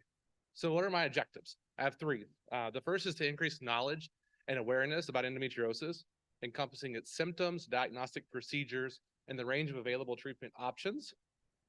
I want to recognize and evaluate disparities in the diagnosis and treatment of endometriosis, and empower individuals with information for treatment of both pain and fertility, which is sort of my overall overarching goal. We must first start by defining what is endometriosis. Well, endometriosis is the presence of endometrial glands and stroma that are normally inside of the uterus that are present outside elsewhere in the uterus. It can contribute to chronic pelvic pain, dyspareunia, infertility. However, many women will be asymptomatic. There are three subtypes of endometriosis. There are superficial, that covers our pelvic organs. It can be in the ovary or ovarian endometriosis, or deep. When the disease invades greater than 5 millimeters in the peritoneum, we call it deep endometriosis. Now, it can be in many locations, and I'll try to be, as a millennial, if I can work this, and I'm trying, let's see, maybe here. Here we go. So it can be, and now we'll pop it off. So even the young ones will get figured out. It can be on, the peritoneum is the most common place that it can be, but anywhere in the pelvis is free game. So it can be in the cul-de-sac, it can be on the intestines or the bowel, it can be on the appendix, it can be in the abdomen or umbilicus if they've had previous abdominal surgery, it can be on the ureter, so it can be everywhere. And so really, disease really can affect basically anywhere in the pelvis and other places too, the lung, the diaphragm, and other remote parts. So what are the pathogenesis of endometriosis? Well, we don't know for sure. The most common theory is Sampson's theory, which is retrograde menstruation, for where that tissue has went from the uterus, through the fallopian tubes, into the pelvis. It's the most well-accepted theory. It makes sense, right? Patients who have Müllerian anomalies are obstructions where the endometrial contents can't be delivered. It goes into the abdomen. We see that more in those patients. Coulommic metaplasia is the second, which is essentially where the original epithelium or mesothelium of the peritoneum then sort of transform into endometrial cells. And that makes sense why we see it kind of on the pleura or on the lungs, or actually even men have had endometriosis in the past. It could be in a direct transport through the vasculature or the lymphatics. Like I mentioned earlier, if patients who've had previous C-sections or abdominal surgeries, it can be transposed from the uterus into the abdomen or in the umbilicus. Or is there an altered immunity response? Is this where we have stem cells that go, like bone marrow derived stem cells, kind of go to certain places and then sort of transform into endometrial cells? Is it something with inflammation? Is it our immune system? But I really want to stress the importance that the initial evaluations is extremely important. If you don't ask, you won't know. And I think even as a reproductive endocrinologist, many of my rooms don't have exam tables, right? We just have tables and we have a discussion, and it's not always asked. So it's really important to ask all the patients if they have pain with periods. Do they have pain with sex? Do they have pain with bowel movements? Do they have deep pelvic pain?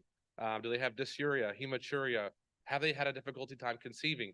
And really, I take that moment in my clinical practice to acknowledge these patients have been pushed around from one doctor to the next. It's been years, sometimes 7 to 12 years before they have a diagnosis. And so really acknowledging and validating their pain and their concerns.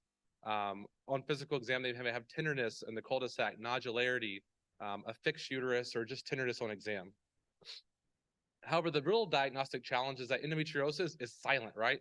Other diseases like diabetes and even fibroids, we have some imaging that we can see to diagnose, but really the gold standard of diagnosis endometriosis is a laparoscopy, right? You have to have surgery, you have to come take a day, you have to have that access to be able to come in, to put a camera in the belly, to look, to take pictures, to excise that area of disease, send it to pathology, say, look at it under a microscope to confirm that you have it. It's very invasive. This is why there is that push, 7 to 12 years to be able to get care, and even in patients that have access. Many times the stage, we'll get to what stage is, but doesn't always correlate with their symptoms. And the most important thing is that not all pelvic pain is endometriosis. It can be lots of other things: irritable bowel syndrome, inflammatory bowel syndrome, pelvic floor disorders, primary dysmenorrhea, just to name a few. What I have shown is a classic laparoscopic implant, what we call like a gunpowder or powder burn lesion that you can see of endometriosis. But I'll have some other pictures later that not all endometriosis looks and acts the same.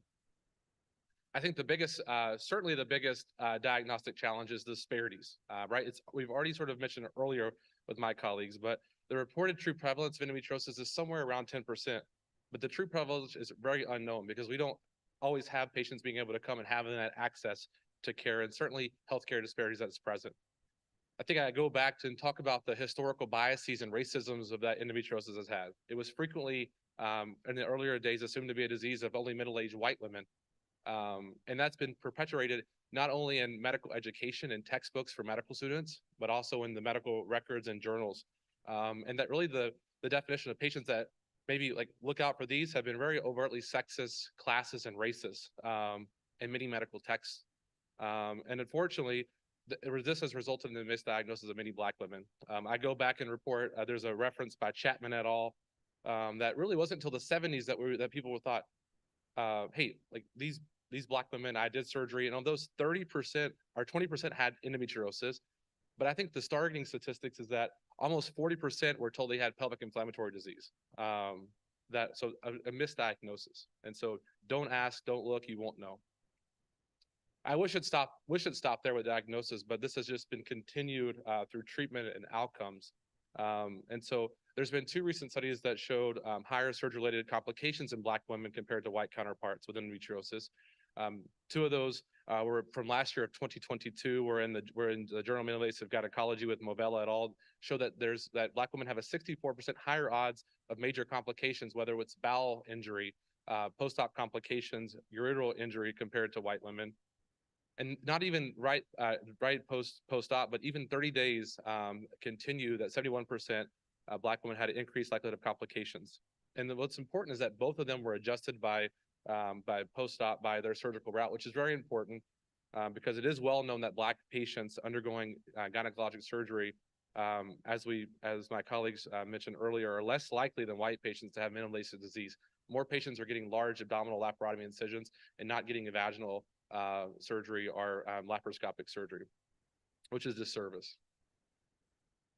Not only that, but when patients present for care, they may not see an endometriosis expert. And so not all endometriosis looks and acts the same. So here's an example that I saw on Fertility and Sterility that shows sort of 4 examples.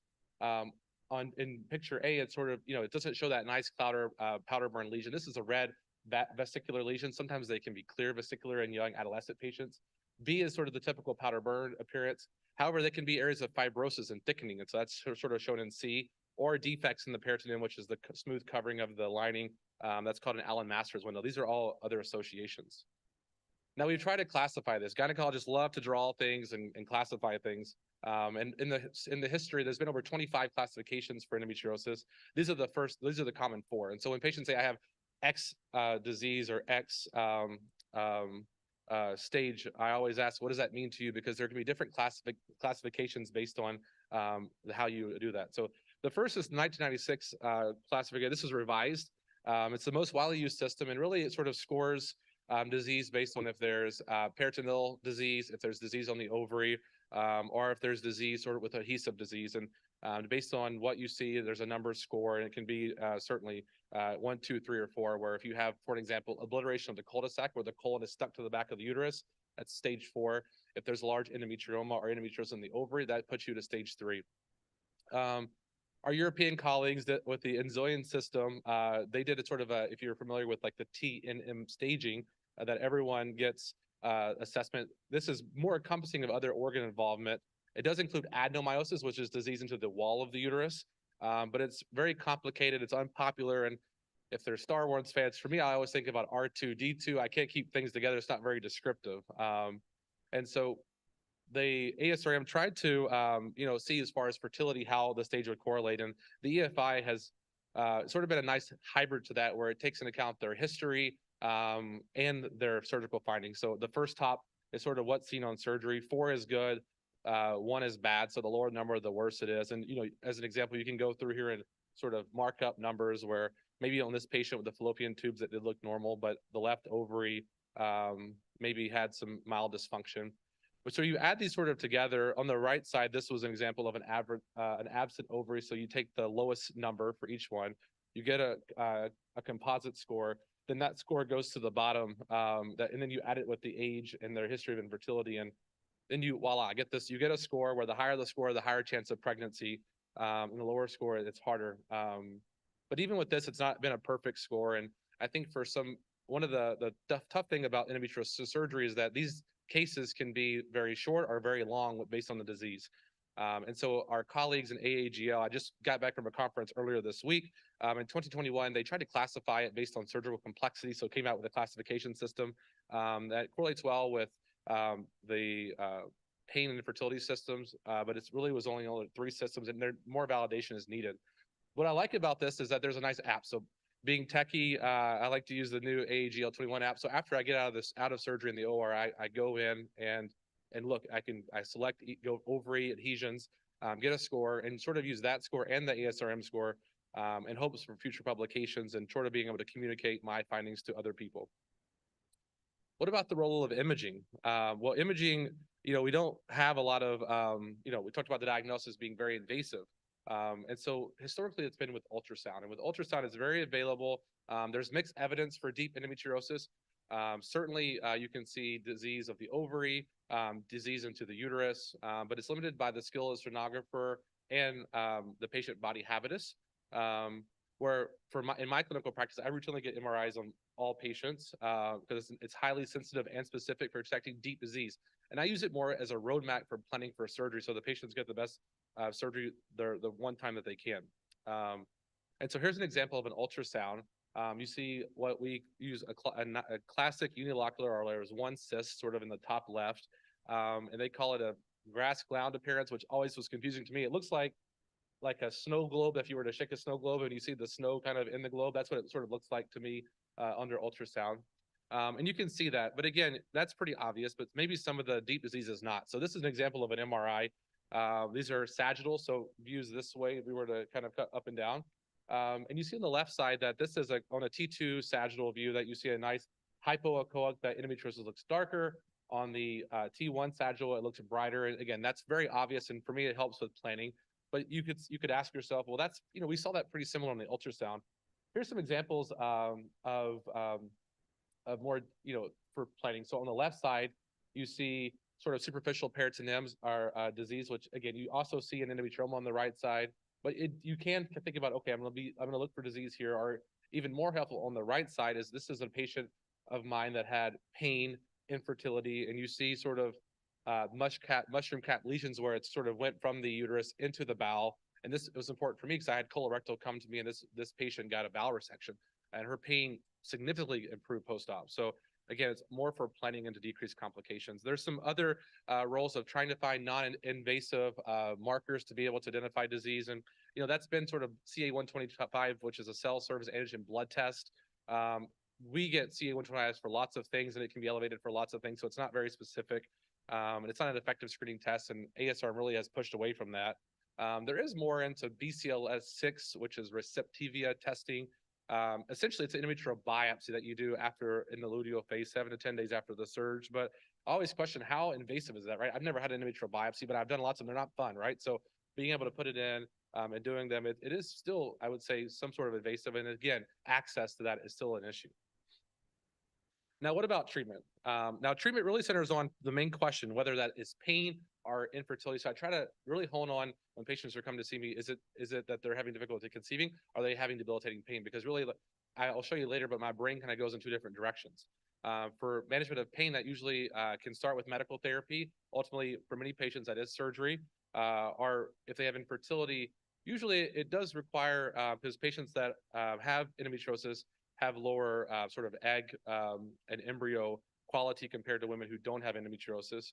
And so it does involve sort of aggressive fertility treatment with superovulation pills like letrozole or Clomid, and doing inseminations. IVF, which is, again, is a very not so accessible treatment, or surgery does play a role. So we'll start with medical therapy. This is for pain. It can include lots of things here that we'll go with one by one. The first is NSAIDs, ibuprofen, first-line medication. We hand it out literally like candy. But it's important to know that with NSAIDs, that really in a Cochrane review, there's not much evidence for the use of NSAIDs. There was one trial that had 24 women that compared placebo versus NSAID, and there was no clear evidence of benefit. However, it's very accessible, and it continues to be prescribed, especially with hormone therapy, which usually is with controlled or combined oral contraceptive pills. These are some pearls that I like to do in clinical practice, that doing a continuous treatment rather than a cyclic regimen where they take the placebo pills or don't take the placebo and have periods. There's more improvement in resolution and bleeding and pain. Using a monophasic pill, which is the same medication for each pill versus different regimens, seems to help keep hormone fluctuations under control and improvement in pain. However, it's important to note that there's no evidence that any formulation is superior to the other, just to be clear. And that side effects are usually well tolerated, although some patients, if they're a smoker over 35, have a history of ET or stroke, that they wouldn't be able to use these. And so for those patients, progesterones have a role. And for the most common one is that I use is norethindrone acetate. Patients can start with a low dose at 5 milligrams a day and kind of work up with 2.5 milligram increments to 15 milligrams. This one, as we'll talk about in a little bit for medical therapy, can be given as add back to help with side effects for other sort of stronger drugs. Patients can receive Depo-Provera to help sort of shut down that feedback to stimulate the disease. Although that's an injection, it has a long half-life, and if someone wants subsequent fertility, there really can be a delay in time to pregnancy of 9 months. It can be, of course, given orally. And then the IUD, although it doesn't have systemic or where the medication goes throughout the body, it is very helpful. There was one randomized trial that I saw in fertility sterility in 2001. It was helpful for deep rectovaginal disease. So between the rectum and the vagina, if there's sort of a solid disease there, that having a local IUD giving hormone therapy can be helpful. One of the most common medications that are given as sort of a second-line agent are GnRH analogs. These sort of work at the brain to sort of shut down that signal from the brain to the ovary that feeds endometriosis, because endometriosis is an estrogen-dependent disease. And so that can be with an agonist, which means that they cause a flare effect. And so what that means is that initially the medication, they get it escalates. It can make things worse before it finally desensitizes the brain, saying, okay, now we've got more, we're going to shut down that signal. And so they can have worsening pain and symptoms for the first few weeks when they get it. Typically, the most common is Lupron. It's given as an injection monthly or every 3 months. And with FDA, it's approved for 6 months as a single agent, or if you have add back, which again is most commonly that norethindrone acetate, up to a year. Although I do recognize many people use them for much longer. I know people that are using them for 10 years, but certainly there is side effects with hot flashes, night sweats, vaginal dryness, and bone mineral density loss. Sort of the much more upcoming medications are the antagonists, which are orally. So instead of injection, they can be pills. They avoid that flare effect because they work quickly. And that's been really sort of elagolix or Orlissa was sort of the first drug. There's a low dose of 150 milligrams daily. for 1 year or 24 months, sorry, 2 years, or 200 milligrams twice daily. Or Mifimbre, which is relugolix, which has add-back therapy with estradiol and norethindrone. That's just a once daily pill that can be used for 24 months for moderate to severe pain. These are more historical drugs. Danazol was the first drug ever approved for endometriosis. It essentially works by inhibiting the LH surge, causing that to have pain to the disease. But it causes more of a, you can think about maybe a PCOS-like state, high androgen, low estrogen environment. Aromatase inhibitors are another, well, I mean, Femar or letrozole we use in fertility a lot, but we can also help sort of shut down that disease. At the same thing, that's a fertility medication, so they can have folliculogenesis and they can get cysts on the ovary. For pain, really, that's kind of when with patients who fail medical therapy, that's when we can go to the next step, which is surgery. Really the gold standard is to sort of excise disease and open up normal spaces. Laparoscopy should be considered the gold standard because there's better visualization, better recovery, smaller incisions. Now, if you see disease, the question is, do I burn it? Do I cut it out?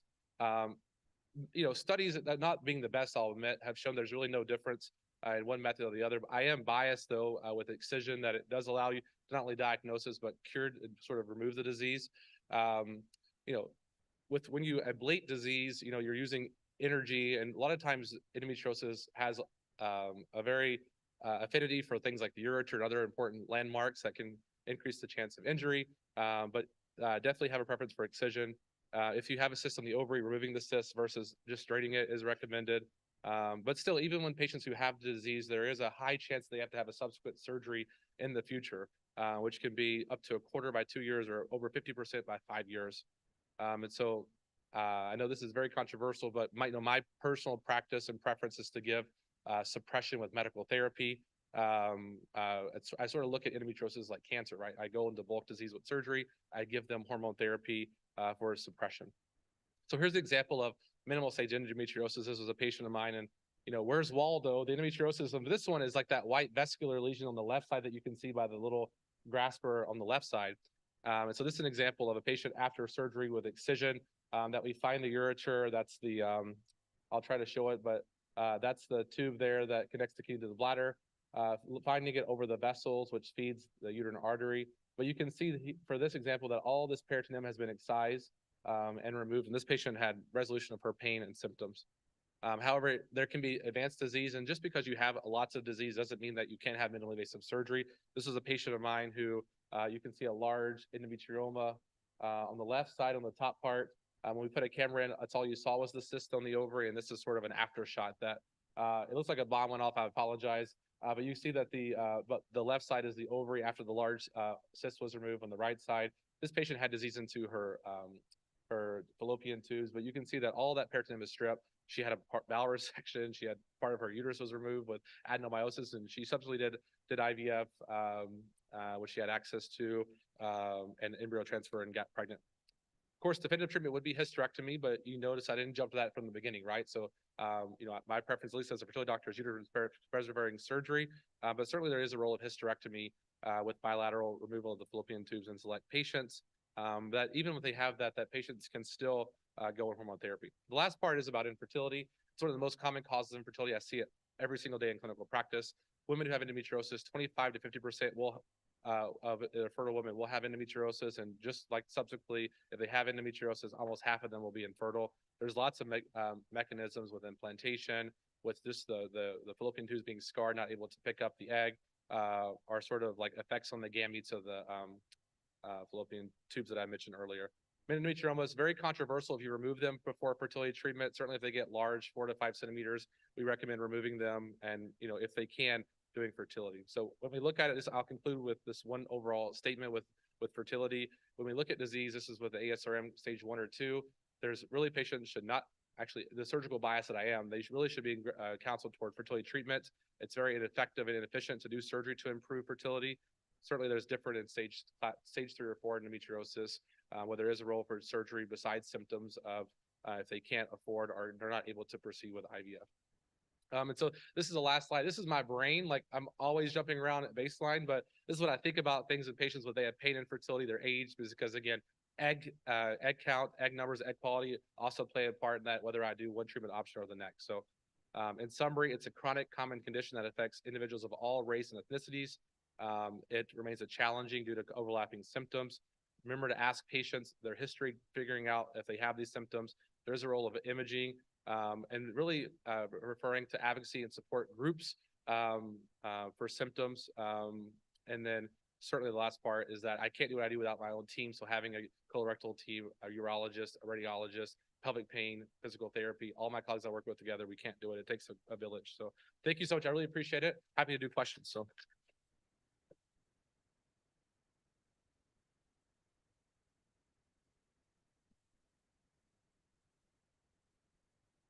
Dr. Nevlet, thank you Yes. for that excellent talk. My question is there a role for progesterone, whether it's intravaginal or oral micronized progesterone, to kind of beat back the effect of estrogen? Oh, I see. Good question. It's definitely hard because unlike endometriosis is sort of, I think about it as a malignant disease that it makes its own estrogen. So what's very hard, which is just give progesterone treatment with endometriosis, is that it has its own aromatase activity. That's the enzyme that can make from sort of androgens to estrogen, and it sort of feeds it. So it grows itself. It's very difficult to treat it, which is why, progesterone's, especially norethindrome, because it does get converted to ethanoestradiol in the periphery to be able to do it as a thing. But progesterone itself, it's something, if patients have a contraindication, I have to that's what I have to do. But if they can, I like to put them on some sort of suppression. So if that's the patient, maybe I'd consider doing surgery to excise, remove disease, and then just sort of put them on as much suppression as I can. Just knowing that there's this constant cycle of like surgery, medicine, probably surgery again, it's debilitating. So I appreciate it.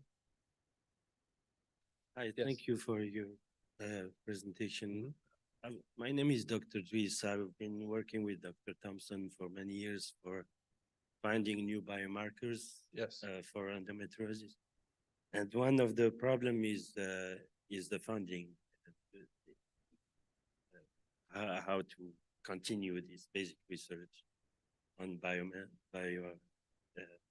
So my question is, what is your opinions on finding new biomarkers for endometriosis? Because your slides showed only two. It was quick, that but it were wasn't. very. And then how do you think we should advocate for more funding for that, for research on? Absolutely. No, thank you. Those are two really good questions. So as far as biomarkers, I have a tremendous interest in that, especially like microRNAs and other things that are sort of out there that's had some correlations. The thing that I struggle with, especially as a fertility standpoint, is that, I mentioned that because I have patients that sent to me that have BCLS6, and I'm going to extrapolate that to maybe if they had other markers. Say someone has that, they have this, they're told they have this disease, they're sent to me, maybe they're asymptomatic, they have surgery or not. How does that play with my counseling? From a fertility standpoint, if they, I do imaging, I don't see any, I do love imaging a lot. So if I do an MRI and don't see signs of deep disease, how is that going to change having a biomarker that they may have endometriosis? If it is sort of earlier disease, we would still do the same fertility treatment. If it was later, I would see that MRI. If not, certainly that would be an option. But I think that's important that with NIH in general, like the NIH, they fund women's health is one of the least funded things with NIH funding. And so I think with voting, like we talked about earlier, being able to like talk to your representative, having advocacy groups that are on Capitol Hill, sort of advocating for us for NIH funding, that's definitely needed. But I definitely recognize that as a barrier. So no, thank you so much. Thank you for a wonderful talk. Can you, from your perspective, tell us what some of the commonalities between the three disorders are? Endometriosis, fibroids. Yeah, the three. So the question is something that we see a lot for endometriosis, PCOS, and fibroids. I think so. The common thing is that they affect any and all women, right? So, and we have to be able to ask and look for these things. There's not a simple answer to any of them, right? So PCOS, I always say that the most important letter in that is S, is a syndrome, right? And so not everyone, if they have those symptoms, will kind of go to sort of a women's health specialist and sort of look for other causes. So there can be mimickers. Just with that, endometriosis can have mimickers. So can uterine fibroids can look can have mimickers. Adenomyomas or solitary balls of endometriosis can look kind of similar on imaging. So I think that being able to pick apart, I think all three, as we showed today, have disparities in diagnosis and underrepresenting. Like, what is the true prevalence? It really is unknown.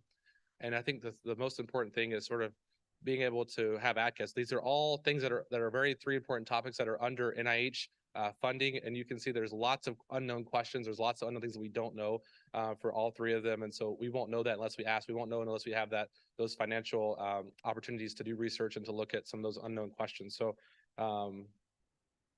you know, I always say with endometriosis, what other disease is someone sterilized for? Like, what other benign disease is someone sterilized, like ovary being removed, right? If this was men, like, we don't remove testicles for, like, you know, for a very similar thing. So being able to look at women's health as serious, like serious questions, serious and important concepts, and having that funding from the government are definitely going to be important things for the future. So I'll get off my soapbox there. So.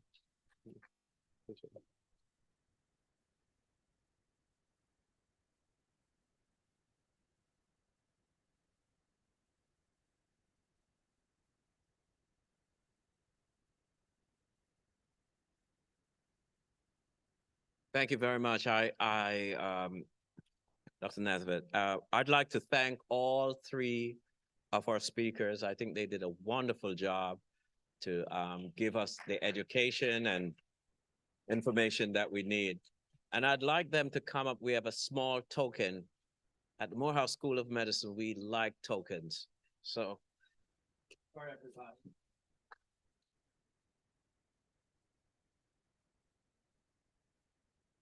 And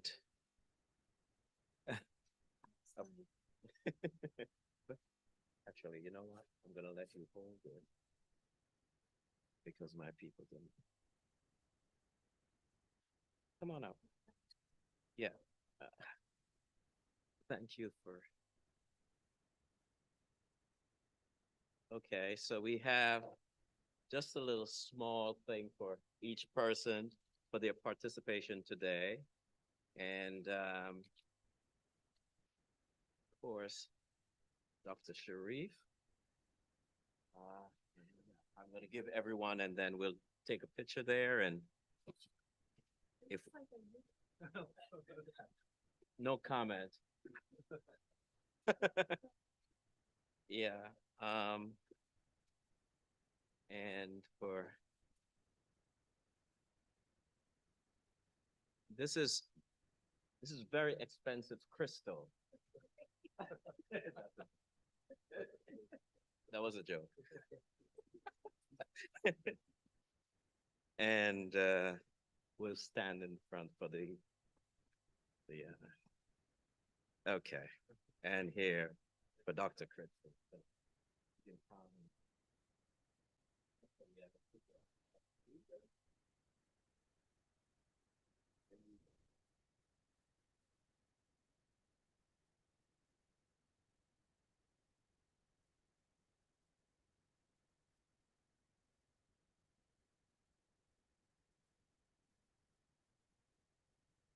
Okay. And again, thank our three speakers for a wonderful symposium.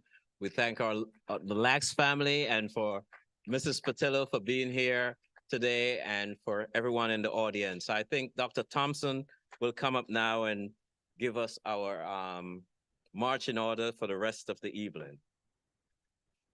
Yeah, bring the box there. Thank you very much. Yeah. Go ahead, Winston.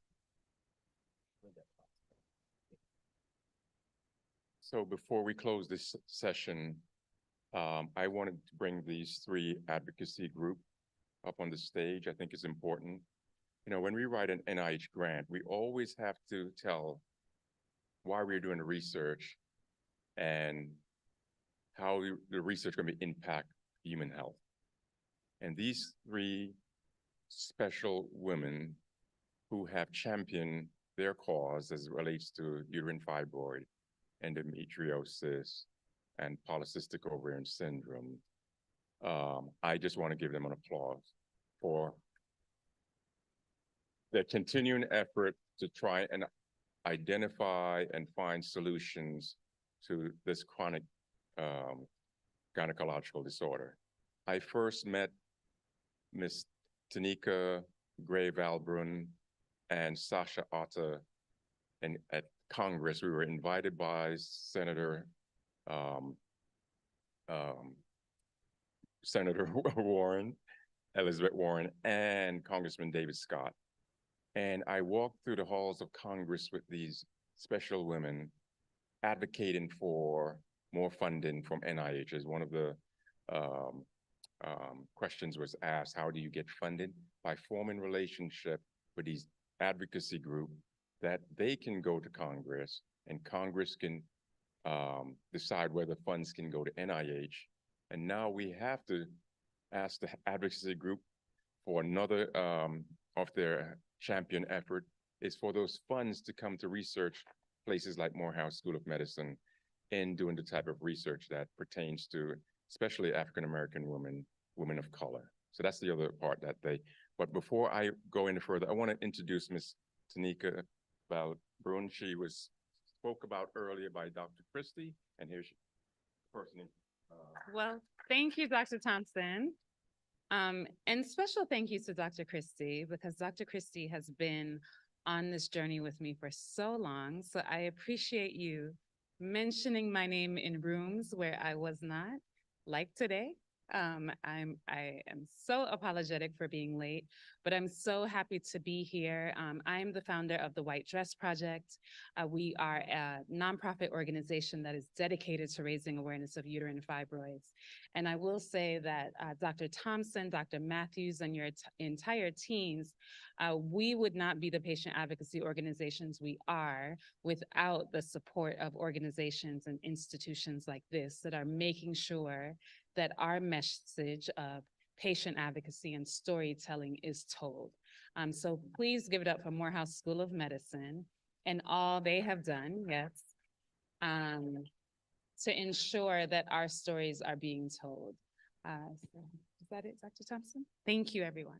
So before we take our pictures, so this session will wrap up and then we'll have a screening of Below the Belt.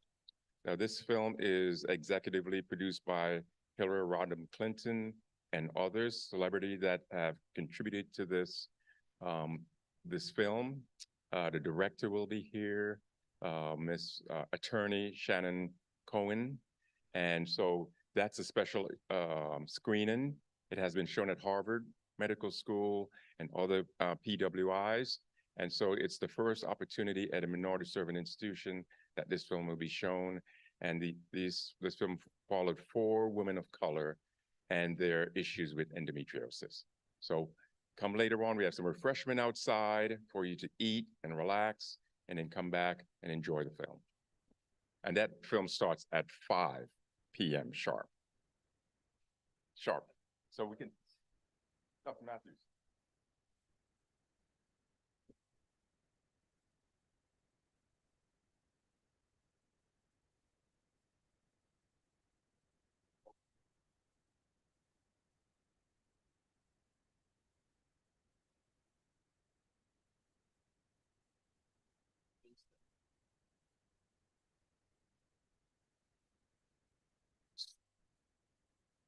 So for those online, the screening is will not be the screening of the movie will not be streamed, right? That's the word, because it's a private viewing.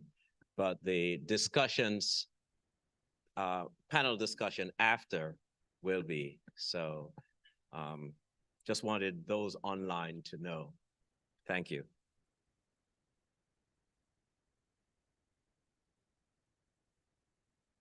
Just to have some refreshments. And I asked the Lax family and our speakers to just wait inside. We'll take a picture with everybody and before we go outside. But everyone else can have some refreshments and come right back at 5.